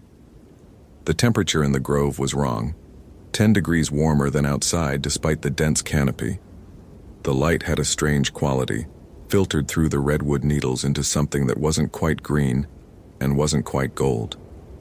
And the silence was oppressive. No birds, no insects, just the distant drip of condensation from the canopy and the team's breathing. They split into pairs to cover more ground. James partnered with Rachel Nguyen, a younger ranger who'd transferred from Yosemite 6 months ago. They took the northeast quadrant, following a creek that wound through the grove's heart. James checked his GPS every few minutes. Signal was weak under the canopy, but functional. His iPhone showed full battery, 4G connection, 11 unread texts from Sarah asking for updates. He opened the messages. The most recent was from 30 minutes ago. "Emma drew a picture at school today, trees with faces, said they were watching Daddy. Call me." James's hands went cold. He tried calling, but the connection failed despite showing 4 bars. He tried again. Nothing. Rachel was having the same problem. Her phone showed service but wouldn't connect calls or load data. "Cell towers must be down," she said, frustrated. "I had signal an hour ago." They continued deeper into the grove. The trees here were enormous, the largest redwoods in the park, some exceeding 350 feet in height. Walking among them felt like being inside a cathedral, columns of living wood supporting a ceiling of branches and sky. Beautiful, but increasingly wrong. The temperature kept rising, now 15 degrees warmer than it should be. James was sweating inside his ranger uniform despite the spring weather. Rachel stopped suddenly. "Do you smell smoke?" James did. Not wood smoke, but something else. Spices, incense, a sharp chemical smell like burning sulfur. The scent was coming from ahead, growing stronger as they advanced. They found Austin Fletcher's backpack hanging from a branch 20 feet off the ground. Not dropped or abandoned, but deliberately placed, hung by its straps with the precision of someone who'd climbed up specifically to leave it there. The backpack was scorched, the fabric blackened in patterns that matched the symbols on James's photograph and Austin's tent. "How did it get up there?" Rachel asked, staring at the smooth trunk. Redwoods had no lower branches. Their limbs started 100 feet up. No one could climb this tree without specialized equipment. "I don't know," James said, though he was starting to have theories he didn't want to voice. He pulled out his radio. "Base, this is Whitmore. We've located Fletcher's equipment. Requesting..." Static exploded from the radio, so loud James dropped it. But underneath the static was something else. A voice deep and resonant, speaking words that weren't English. Arabic maybe, or something older. The radio's speaker began to melt, plastic bubbling and dripping, smoke rising from the device. Rachel backed away, her own radio hissing with the same static. "What the hell?" The temperature spiked. James felt it like opening an oven door, a wall of heat that shouldn't exist in a temperate rainforest. The air shimmered, and for just a moment, James saw something between the trees. Not hiding, but existing slightly sideways from normal space. A figure, tall and impossibly thin, made of heat distortion and smoke, with eyes like burning coals. Then it was gone and the grove returned to its oppressive normality. "Did you see that?" Rachel whispered. James had. And he knew what it was, even though his rational mind rejected it. Jinn. The Arabic legends spoke of beings made from smokeless fire before humanity existed, entities with intelligence and free will who lived in parallel to the human world. Most jinn were indifferent to humans. Some were benevolent. But the Ifrit, the jinn of fire and wrath, were dangerous, territorial, and ancient. And one was here in the redwood groves, for reasons James didn't understand but desperately needed to discover. His phone buzzed. A text from Sarah, impossibly getting through when calls couldn't. "Emma's fever is 104. Hospital won't admit her yet, but it's rising. She keeps saying something is coming for you. James, I'm scared." The world tilted. Emma's cancer was in remission. She'd been healthy for 18 months. A fever this high meant infection, or worse, relapse. James needed to get home, needed to be with his daughter. But Austin Fletcher was missing, and whatever had taken him was still here, marking people with symbols, threatening James's family. "I need to get to a working phone," James said, his voice tight. "My daughter's sick." Rachel nodded. "Let's get back to base. Cell service might work closer to the highway." They turned to retrace their path. The grove looked different, not structurally. The trees were the same, but orientationally. The creek they'd followed ran the wrong direction. The trail markers were gone. James checked his GPS and felt his stomach drop. According to the device, they were 3 miles east of their actual position, in the middle of Redwood Creek, where there was nothing but water. "GPS is malfunctioning," he said, trying to keep panic from his voice. "We'll navigate by compass." He pulled out his backup compass.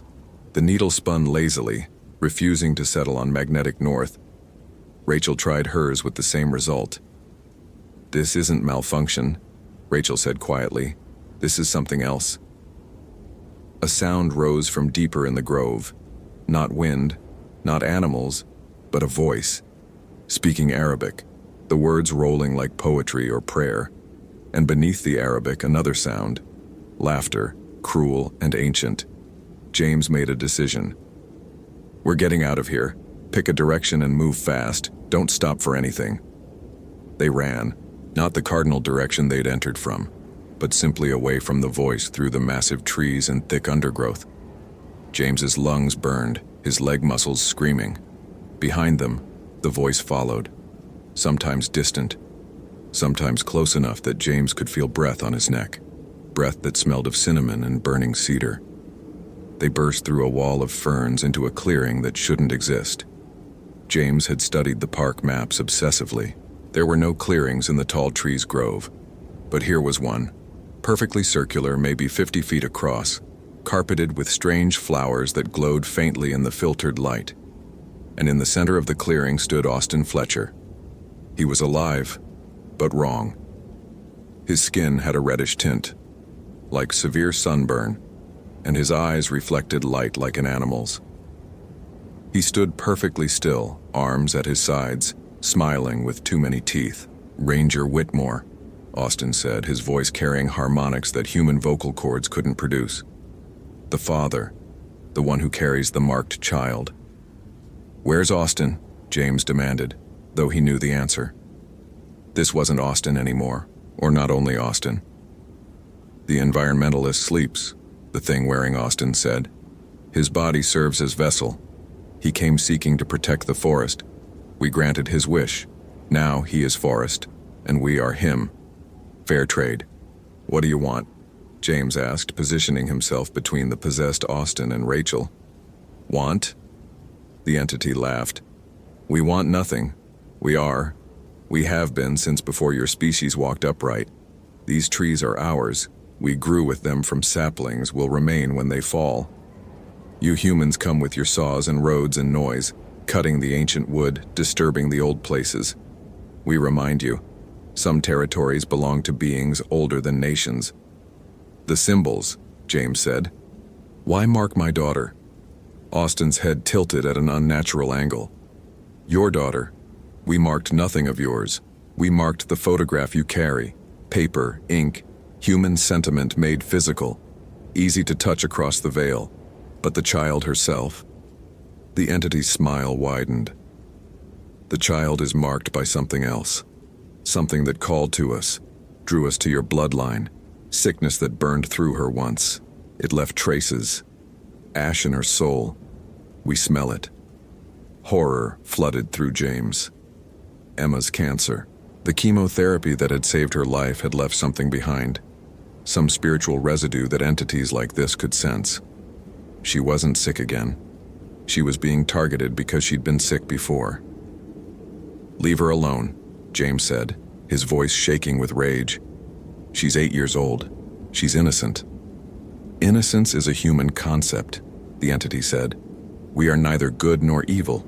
We simply are, as fire is, as nature is. And nature does not forgive. Your species cuts our trees, drowns our realms in iron and concrete. We take what we can. Bodies to wear, lives to extinguish, terror to spread. The child is leverage. Return tomorrow at sunset. Come alone.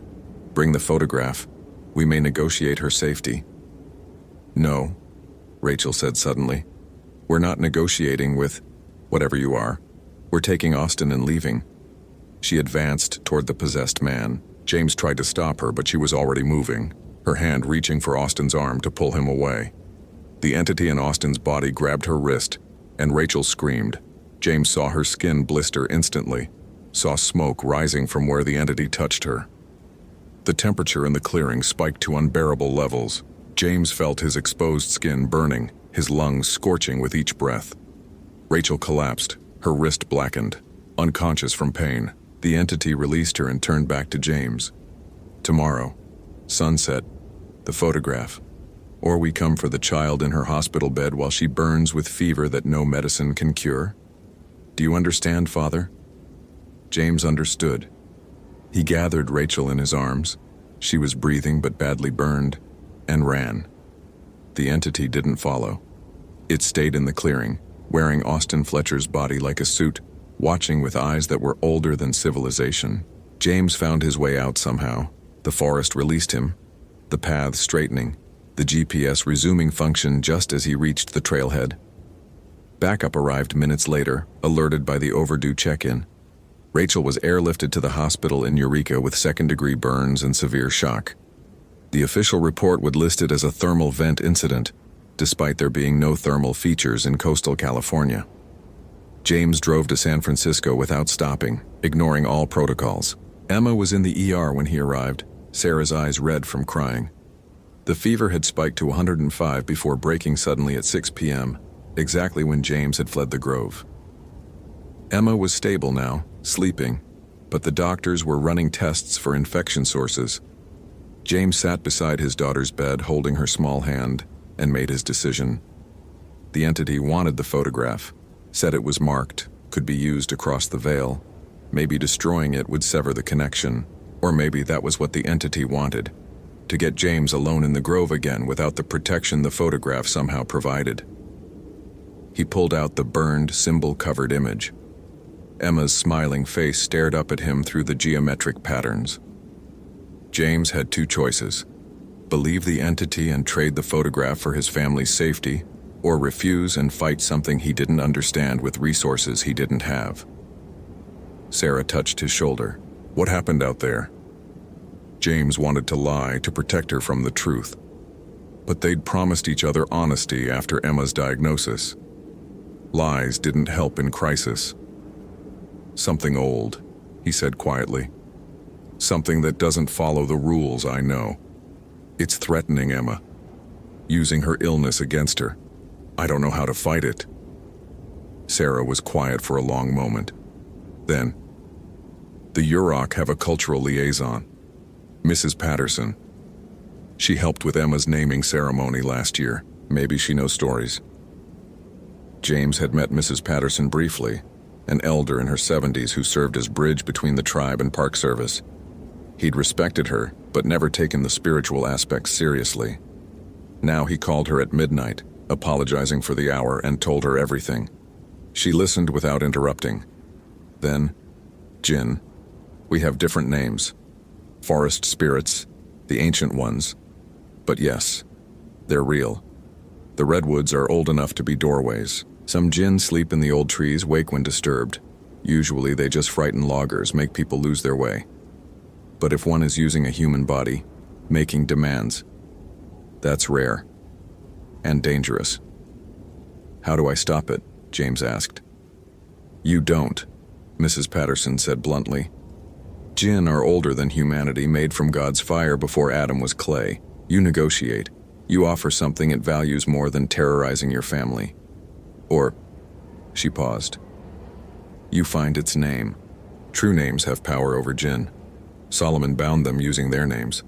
But learning a jinn's true name requires access to knowledge most humans don't possess.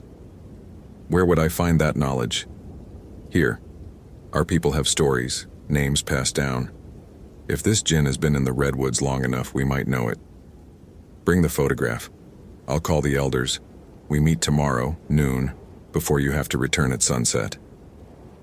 James met Mrs. Patterson and 3 tribal elders at the Yurok tribe's administrative building. He brought the photograph, watched as they examined the symbols with expressions that mixed recognition and fear. These are binding marks, one elder said, not human-made. The jinn marked this itself, creating a sympathetic link. It can see through this photograph, can touch whatever is in the image. Your daughter's face. It's a window. Can we close it? James asked desperately. Yes, Mrs. Patterson said, but not by destroying the photo. That would release the binding entirely, give the jinn free access. Instead, we add symbols, counter-bindings, names of power that limit what the jinn can do through this link. They worked for 2 hours, using ink made from sacred plants and ash from ceremonial fires, drawing symbols around the burns the jinn had made. Each elder spoke prayers in Yurok and other languages James didn't recognize, layering protection over the photograph until Emma's face was barely visible through the geometric patterns. This will hold, Mrs. Patterson said finally. But the jinn won't be pleased. It will want vengeance for the binding. You need to give it something else to focus on. Like what? The body it's wearing. Austin Fletcher. The man isn't dead. The jinn said he sleeps. If you can break the possession, free him. The jinn loses its anchor in the physical world. It returns to the trees, to sleep. How do I break possession? Mrs. Patterson pulled out a small leather pouch. Iron filings mixed with salt. Jinn can't touch iron. It grounds them, forces them back into fire form. Throw this at the possessed man, speak the jinn's true name 3 times, and it must release him. You know its true name. We know a name, one of the elders said grimly. Our ancestors recorded it 200 years ago. A jinn that lived in the grandfather trees that tested those who entered the groves. They called it Kararib, the binder. It marks what it claims, creates links to possess and control. Your photograph, Fletcher's tent, the pattern fits. James took the leather pouch and the photograph, now covered in protective symbols. He drove back to Redwood, arriving at the tall trees grove an hour before sunset. The forest was quiet. Too quiet. No birds, no wind, just expectant silence. He found the clearing easily this time. The paths led him directly there, as if the forest wanted him to arrive. Austin Fletcher's body stood in the center, exactly where James had left it yesterday. The entity wearing Austin smiled as James approached. The father returns. Do you have the photograph? I have it, James said, holding it up, but modified. Your marks are bound now. You can't touch my daughter through this anymore. The entity's smile faded. Austin's eyes flared with inner fire. You brought tribal magic against us? Foolish. We are older than their prayers. Their symbols are crude chains we can break. Maybe, James said, but they'll hold long enough. And I know your name. Kararib, the binder. You've been here 200 years, marking and claiming and possessing. But Solomon's wisdom still holds power. I speak your true name 3 times, and you must release this man. The entity hissed, smoke rising from Austin's mouth. You dare? James threw the iron and salt mixture directly at Austin's chest and shouted, Kararib, Kararib, Kararib. The effect was immediate. Austin's body convulsed, smoke pouring from his mouth, nose, eyes, and ears. The temperature in the clearing dropped 30 degrees in seconds. The entity separated from Austin's flesh, becoming visible as it had been before. Tall, made of heat distortion and fire, eyes burning with ancient rage. "You banish us?" the jinn roared, its voice shaking leaves from trees. "We are Kararib.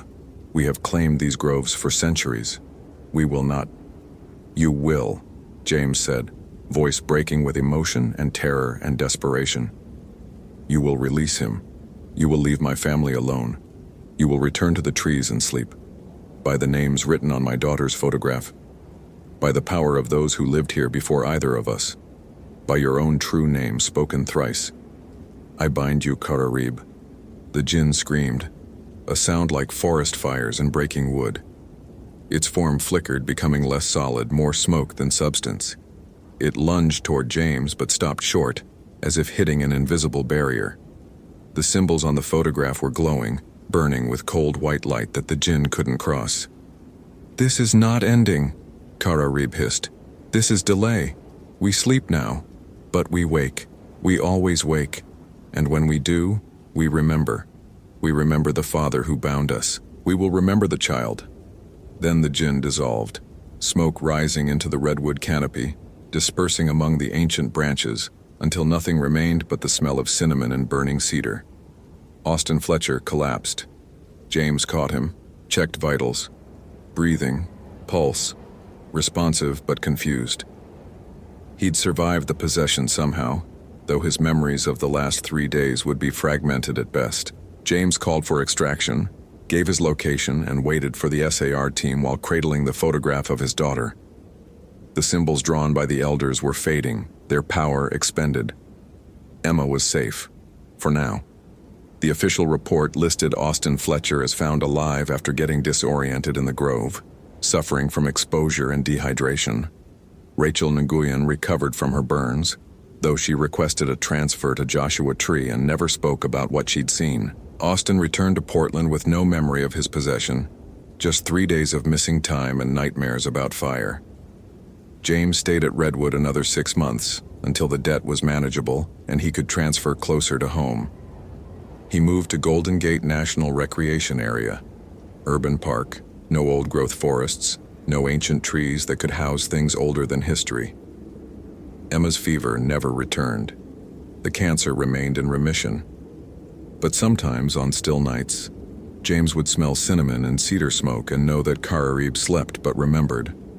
The photograph stayed locked in a safe deposit box in San Francisco, still covered in protective symbols that Mrs. Patterson renewed yearly.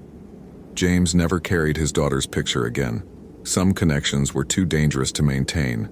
Some loves had to be protected from afar. And sometimes late at night, Emma would wake from dreams and tell her father about trees with faces, about smoke that watched from the forest, about something old and patient that was waiting for the symbols to fade and the binding to break. James would hold her, promise her safety, and know that some promises were beyond a father's power to keep. Hope you felt genuine terror. If you appreciate authentic horror rooted in real folklore, consider following for more stories. Which moment scared you most? Share your theory about what happened.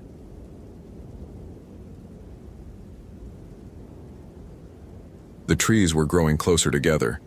David Ramirez measured the distance between 2 coast redwoods with his rangefinder, a Nikon Forestry Pro that he'd used for 6 years without question. 43 feet separated the massive trunks. He checked his field notes from yesterday's patrol. Same trees, same measurement point, 61 feet. 18 feet of forest had simply disappeared overnight. David looked up at the towering sequoias, their crowns vanishing into the perpetual fog that gave this section of Redwood National Park its reputation. 300 feet tall, some of them. Older than nations. Witnesses to centuries of human history, standing long before Europeans arrived in California. And now, apparently, they were moving. His phone buzzed, 1 bar of signal, barely functional. A text from his wife, Elena. Miguel asking when Daddy comes home. Tell him soon? David's chest tightened. Miguel was 4. Didn't understand why Daddy had to work weekends, why the park needed rangers even during a pandemic when visitor numbers were down 70%. Elena was 8 months pregnant with their daughter due in 3 weeks. Every shift David worked felt like tempting fate. What if she went into labor early? What if Miguel needed him? What if... He forced himself to breathe. The therapist had called it catastrophizing, this tendency to imagine every worst-case scenario. But sometimes worst cases happened. Like Derek Sullivan, who'd vanished 3 days ago in this exact section of forest. Derek Sullivan. 34, experienced ranger, David's friend and hiking partner. They'd worked Redwood together since 2016, back when David was new and Derek had shown him the trails, taught him which routes tourists got lost on, which sections of old-growth forest deserved extra protection. Derek had been doing a routine patrol when his last radio transmission came through. David had been at the visitor center updating COVID-19 protocols when he'd heard Derek's voice crackling with static. "David, something's wrong with the Tall Trees Grove. The layout isn't static. Paths keep moving. I swear I passed that burned stump 3 times, but I'm going straight. More static. The trees are watching. I can feel." Then screaming. Not pain, not fear exactly. Recognition.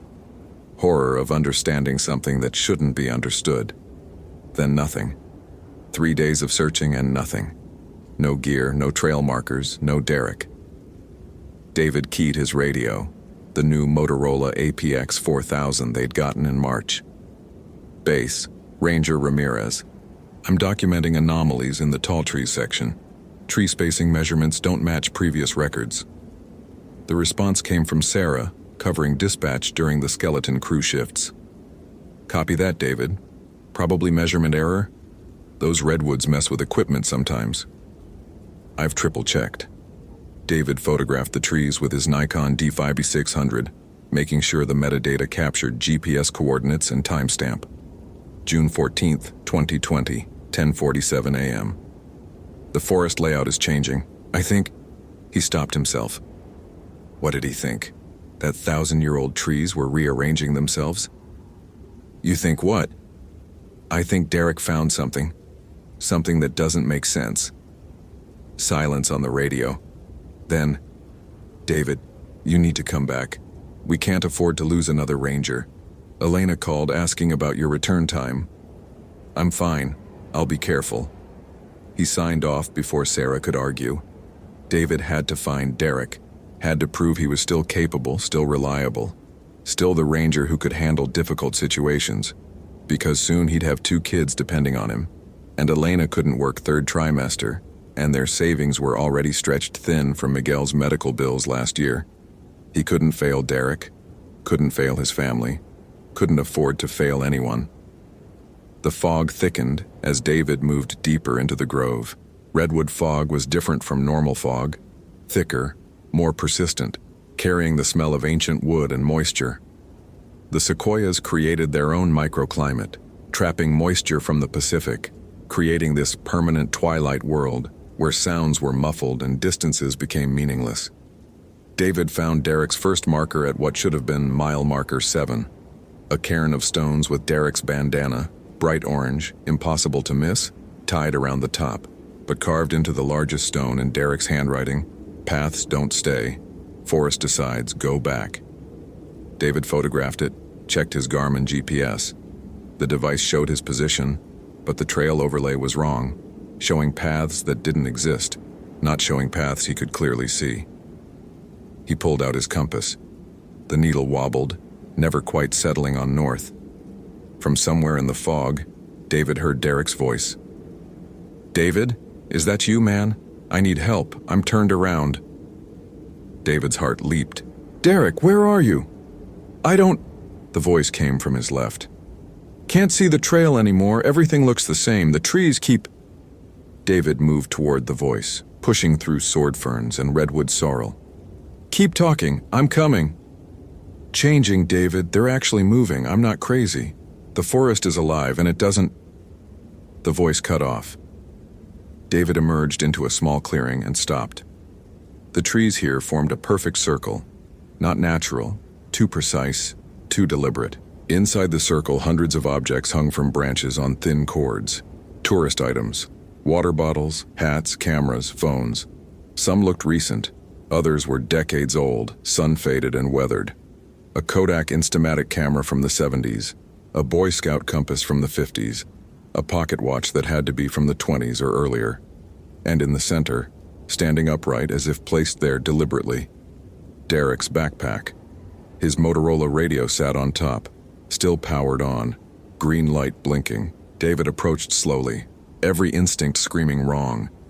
He lifted the radio, pressed transmit. "Derek? Can you hear me?" The radio in his hand emitted Derek's voice. "David, don't stay here. The forest doesn't want us here. It never wanted us here. We built trails through its body, cut down its children, brought thousands of people trampling through sacred ground. Where are you?" David's voice cracked. "I don't know anymore. Everywhere, nowhere. The trees." Derek's voice broke. "They showed me things, David. What this place was before we came. What it remembers. The Yurok people, they had names for the spirits here. Guardians. The Russians who came in the 1800s, they had names too. Leshy, they called them. Forest lords. But we forgot. We stopped believing. Started treating the forest like scenery, like resources, like..." Static swallowed the transmission. David tried again, but the radio was dead now, batteries drained despite being fully charged. His own radio crackled. "David, this is base. We're showing electrical interference at your location. Return to visitor center immediately." "I found Derek's gear. I think he's still alive. I heard..." "You heard echoes. Acoustic anomalies. This forest plays tricks." Sarah's voice was firm. "Come back now. That's an order." David looked at the circle of trees, at the offerings hanging like warnings. His phone buzzed. Elena again. "Miguel had nightmare about you not coming home. Please check in." David's throat tightened. Miguel's nightmares had gotten worse during quarantine, during the months of isolation and fear. The kid didn't understand pandemics, didn't understand why the world had stopped. He just knew Daddy kept leaving for the scary forest. "I'm coming back," David said into the radio. 30 minutes. He turned to retrace his path and stopped. The trail was gone. Not hidden, not obscured. Gone. Where there had been a clear path through the undergrowth, now there was only dense vegetation. Redwood sorrel, ferns, fallen logs, all grown so thick it looked like no human had passed through in years. David checked his GPS. The device showed him standing on the marked trail, but his eyes showed wilderness. He tried another direction. Same result. Trails visible on the GPS, invisible in reality. The forest had closed around him, paths erasing themselves, the redwoods standing like sentient walls. "Base, I have a problem." David kept his voice steady through training and willpower. "The trail out is blocked. I'm going to need to bushwhack. Might take longer than 30 minutes. "David, your GPS is working. Just follow the marked route." "The marked route doesn't exist anymore." Silence. Then Sarah's voice quieter. "What do you mean it doesn't exist?" "I mean the forest has changed. The paths are gone. The trees..." He stopped. How could he explain without sounding insane? "I need you to send coordinates for the clearest route out." "Stand by." David waited, scanning the circle of redwoods. In the fog, they looked less like trees and more like pillars. Ancient, deliberate, placed by something with purpose. The bark patterns looked almost like faces in his peripheral vision. When he looked directly, they were just bark. But in the corner of his eye, movement, something tall, covered in moss and lichen, moving between the trees with a fluidity that suggested neither human nor animal. It wore the forest like clothing, antlers or branches growing from its head, eyes that glowed amber like an owl's in darkness. David blinked, and it was gone. Just trees and fog and his imagination running wild. The radio crackled. "David, I'm showing multiple route options, but they all pass through dense growth. Can you see any clearings?"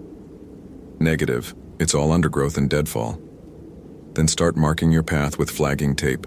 Blaze a new trail if you have to. Just get out of there. David pulled the bright orange flagging tape from his pack and tied a strip to a low branch. Then he started walking, choosing what looked like the least dense direction. 20 feet in, he found his flagging tape already tied to a tree ahead of him. The same knot, the same branch, but in front of where he was walking. Impossible. He'd just tied that tape behind him. He looked back. The tape was gone from where he'd placed it. Looked forward. There it was, ahead of him, as if warning him not to proceed.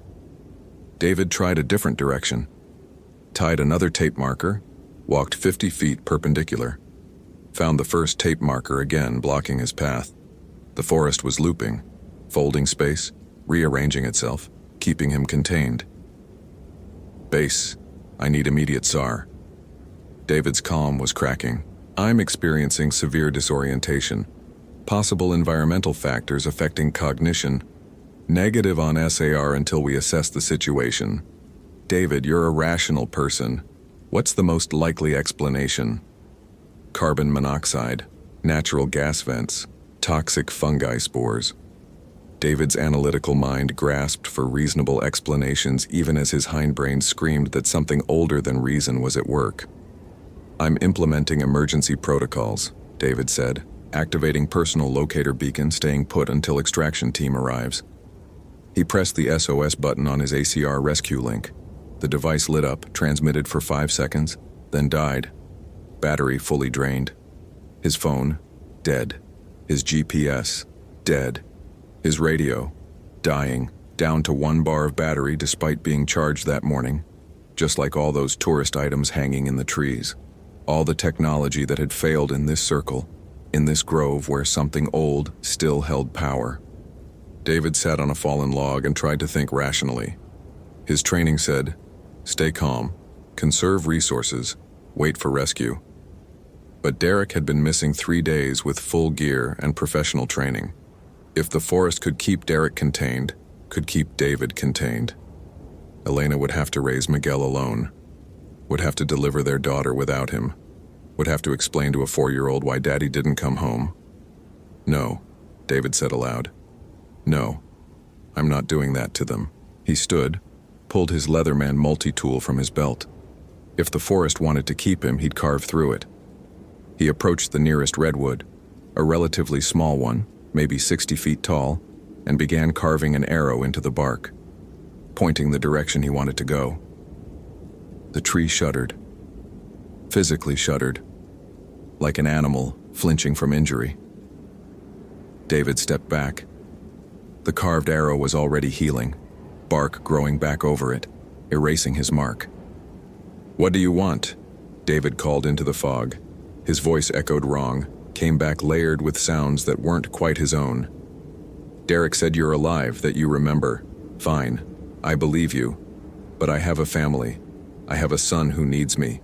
I have a daughter I haven't met yet. Please, let me go. The fog shifted and the figure emerged.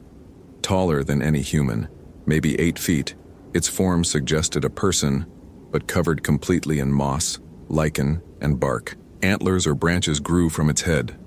David couldn't tell which. Its face was there and not there, features formed by bark patterns and shadow, eyes glowing amber with unmistakable intelligence.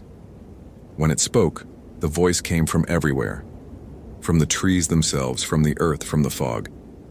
You carve our flesh. You burn our children. You bring thousands to trample and photograph and consume. The words were English but structured wrong. Syntax from another language forced into familiar sounds. Why should we let you go? Why should we care for your family when you care nothing for ours? David's mouth was dry. I'm just trying to protect this place, to keep it safe. You protect nothing. The Leshy, because that's what it was. David understood now. The Slavic forest guardian from the old world, somehow here in California's coastal redwoods, moved closer. You manage, you permit, you control, but protection means respecting what you claim to protect, means understanding that this forest is not yours to use. The tribes, The Yurok, the Tolowa, they lived here for thousands of years. They asked permission. They thanked the forest for what they took. They understood that every tree cut, every path walked, was a negotiation with something living. The Leshy's eyes blazed brighter. Your people forgot how to ask, forgot how to respect, built your trails and your laws and your visitor centers and never once asked if the forest consented. I can't change what's been done, David said. I'm just one person. I have a family. Please. He had a family too. The Leshy gestured, and through the fog, David saw Derek. His friend stood 50 feet away, but wrong. Partially merged with a redwood, bark growing over his skin, roots extending from his feet into the earth. His eyes were amber now, glowing like the Leshy's. His mouth moved and Derek's voice emerged. It showed me, David, what the forest remembers, the logging camps, the clear-cutting. 95% of old-growth redwoods destroyed in a century. Ancient beings thousands of years old cut down for lumber. Entire groves erased. Derek's face twisted with emotion that seemed both his and not his. The forest remembers everyone. Every tree was a mind, a consciousness. They felt themselves dying. Derek, fight it. You're still you. You can... I don't want to fight it anymore. Derek's voice was calm, accepting. I'm tired, David. Tired of failing to protect what matters. Tired of being powerless while the world burns. Here, I can finally help. Become part of something that actually makes a difference. The Leshy spoke again. He chose to stay, to become guardian, to help us keep the forest safe from those who would harm it. By trapping people, by making them disappear, by making them understand. The Leshy moved around David in a slow circle. We do not kill, we teach. Show what the forest is, what it remembers, what it requires. Most flee, frightened by truth. Some stay, like him, become part of the protection. David's mind raced. His training, his rationality, everything was screaming that this wasn't real, wasn't possible. But he'd measured the trees moving. He'd heard Derek's voice. He'd seen technology fail for no reason, and now he was talking to something from Slavic mythology in a California forest, watching his friend partially transformed into a tree. I can't stay, David said, voice breaking. My son Miguel, he's 4 years old. My wife Elena is due in 3 weeks. If I don't come home, if I disappear like Derek, they can't survive without me. Please, I'm begging you. I have responsibilities. The Leshy stopped circling. Its amber eyes studied David with intelligence that felt ancient, patient, and utterly alien to human concerns. Responsibilities to what you created. But what of responsibilities to what we created? To these forests? These beings that existed long before your kind arrived? The voice was not angry. Worse, it was curious, genuinely questioning. Why is your family more important than ours? It's not... David struggled for words. It's not more important. But it's my responsibility. I chose to have children. I promised to protect them. That has to mean something. The forest did not choose to be logged, did not choose to be made into parks for your entertainment. Yet it endures, adapts, protects itself because no one else will. David felt tears on his face. I can't be both. I can't protect the forest and protect my family. I'm just one person. I'm not enough for any of it. The Leshy tilted its head, branches creaking. Then choose. What? Choose which you value more. Your comfort and your family, in which case we release you and you forget this place existed. You never return, never work these groves, never bring others here. The Leshy's eyes intensified. Or choose the forest. Stay, like him, become guardian. Truly protect rather than manage. That's not. There has to be another option. There is no third choice. There is only what you value most. David looked at Derek, at his friend who'd chosen the forest.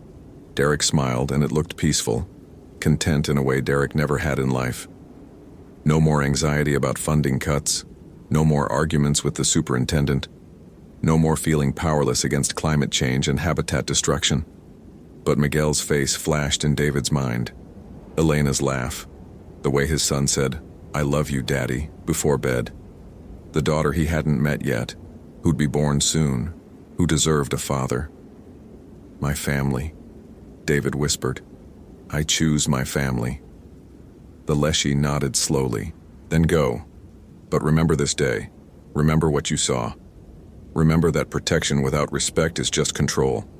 And control is violence by another name." The fog lifted. Just like that, as if curtains had been drawn back. David stood at the edge of the tall trees grove, the marked trail visible and clear, his truck visible a quarter-mile away in the parking area.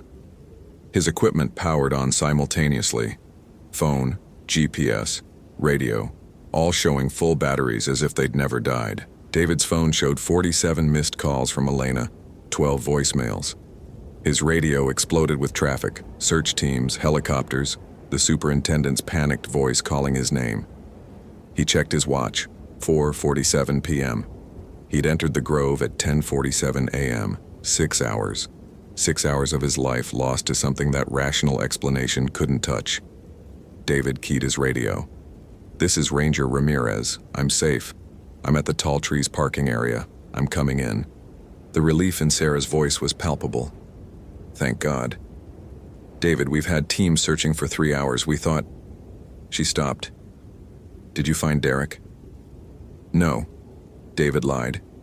Because what could he say that wouldn't sound insane? "No sign of him. I think he's gone." David drove back to the ranger station, gave his statement, got disoriented in the fog, experienced possible carbon monoxide exposure from natural sources, equipment failure, managed to navigate out using compass and landmarks. The superintendent was skeptical but relieved, more concerned with not losing another ranger than investigating anomalies. They closed the tall trees grove to public access pending investigation. But David knew no investigation would find anything. The forest would be normal for outside observers. It would only show its truth to those it chose. David went home to Elena and Miguel.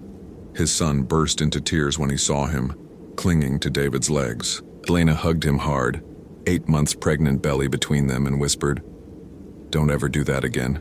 Don't ever scare us like that." "I won't," David promised. "I'm done with backcountry patrols. I'll request reassignment. Visitor center only. I promise." He kept that promise. Requested transfer to administrative duties, citing family needs and COVID-19 concerns. The superintendent approved without argument. Too many rangers were quitting, burnout was epidemic, and David was valuable enough to accommodate. 3 weeks later, Elena delivered their daughter, Sophia. Healthy, beautiful, perfect. David held her in the hospital and wept with relief and guilt and the weight of the choice he'd made. Derek Sullivan was declared missing, presumed dead after 6 months. His family held a memorial service. David attended, said nothing about what he'd seen, what he knew.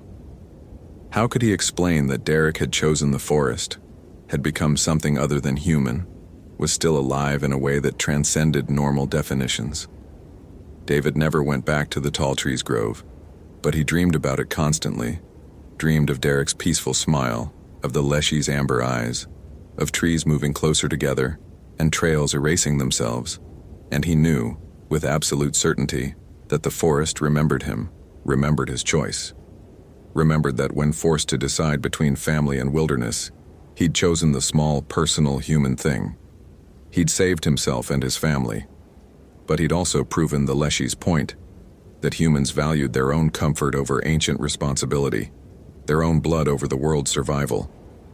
It wasn't wrong to choose his family, but it wasn't right either. It was just human, small, and selfish, and understandable. And the forest would continue existing, continue protecting itself, continue teaching those who entered with disrespect what it meant to be truly powerless before something vast and patient and fundamentally other. David's career with the Park Service ended in 2022. He took a job with the State Forestry Department, office work, analyzing data and writing reports. Safe, predictable, far from groves where the old things still held power. But sometimes when the fog rolled in from the Pacific, David would smell redwoods, would feel the forest watching, would remember the Leshy's question, "Why is your family more important than ours?" He still didn't have a good answer, just a choice he'd made, and the knowledge that he'd have to live with it forever. Miguel grew up healthy, happy. Sophia learned to walk, then talk, then ask endless questions about trees and forests, and why Daddy sometimes got sad when he looked at the fog. Elena never asked what really happened that day in the tall trees grove. Maybe she knew David couldn't explain. Maybe she didn't want to know. Maybe some truths were too large for marriage, for family, for the small, careful life they'd built. The Redwood National Park still exists. The tall trees grove still stands ancient and patient, guarded by something older than human law or understanding. Derek Sullivan's name is on a memorial plaque at the Visitor Center, in remembrance of those who gave their lives in service to the forests. David knows the truth. Derek didn't give his life. He traded it, chose something larger than himself, became part of the protection rather than the management. And somewhere in those groves, in the fog and the ancient twilight, Derek still walks. Part human, part tree, part something else entirely. Guarding the forest he couldn't save as a ranger but could protect as a guardian. The Leshy is still there too, still teaching, still showing those who forget to respect what it means to violate the sacred, and the trees continue growing closer together, rearranging themselves, protecting themselves, remembering every wrong done and every choice made. David Ramirez made his choice, saved his family, lost his friend, lived with the knowledge that personal love and ecological responsibility sometimes demand opposite decisions. He doesn't know if he chose right, just that he chose human, chose small, chose survival over sacrifice. And in the fog-shrouded groves of the redwood forests, the ancient guardians remember his choice and wait patiently for the next human who needs to learn what truly matters. Hope you felt genuine terror. If you appreciate authentic horror rooted in real folklore, consider following for more stories. Which moment scared you most? Share your theory about what happened.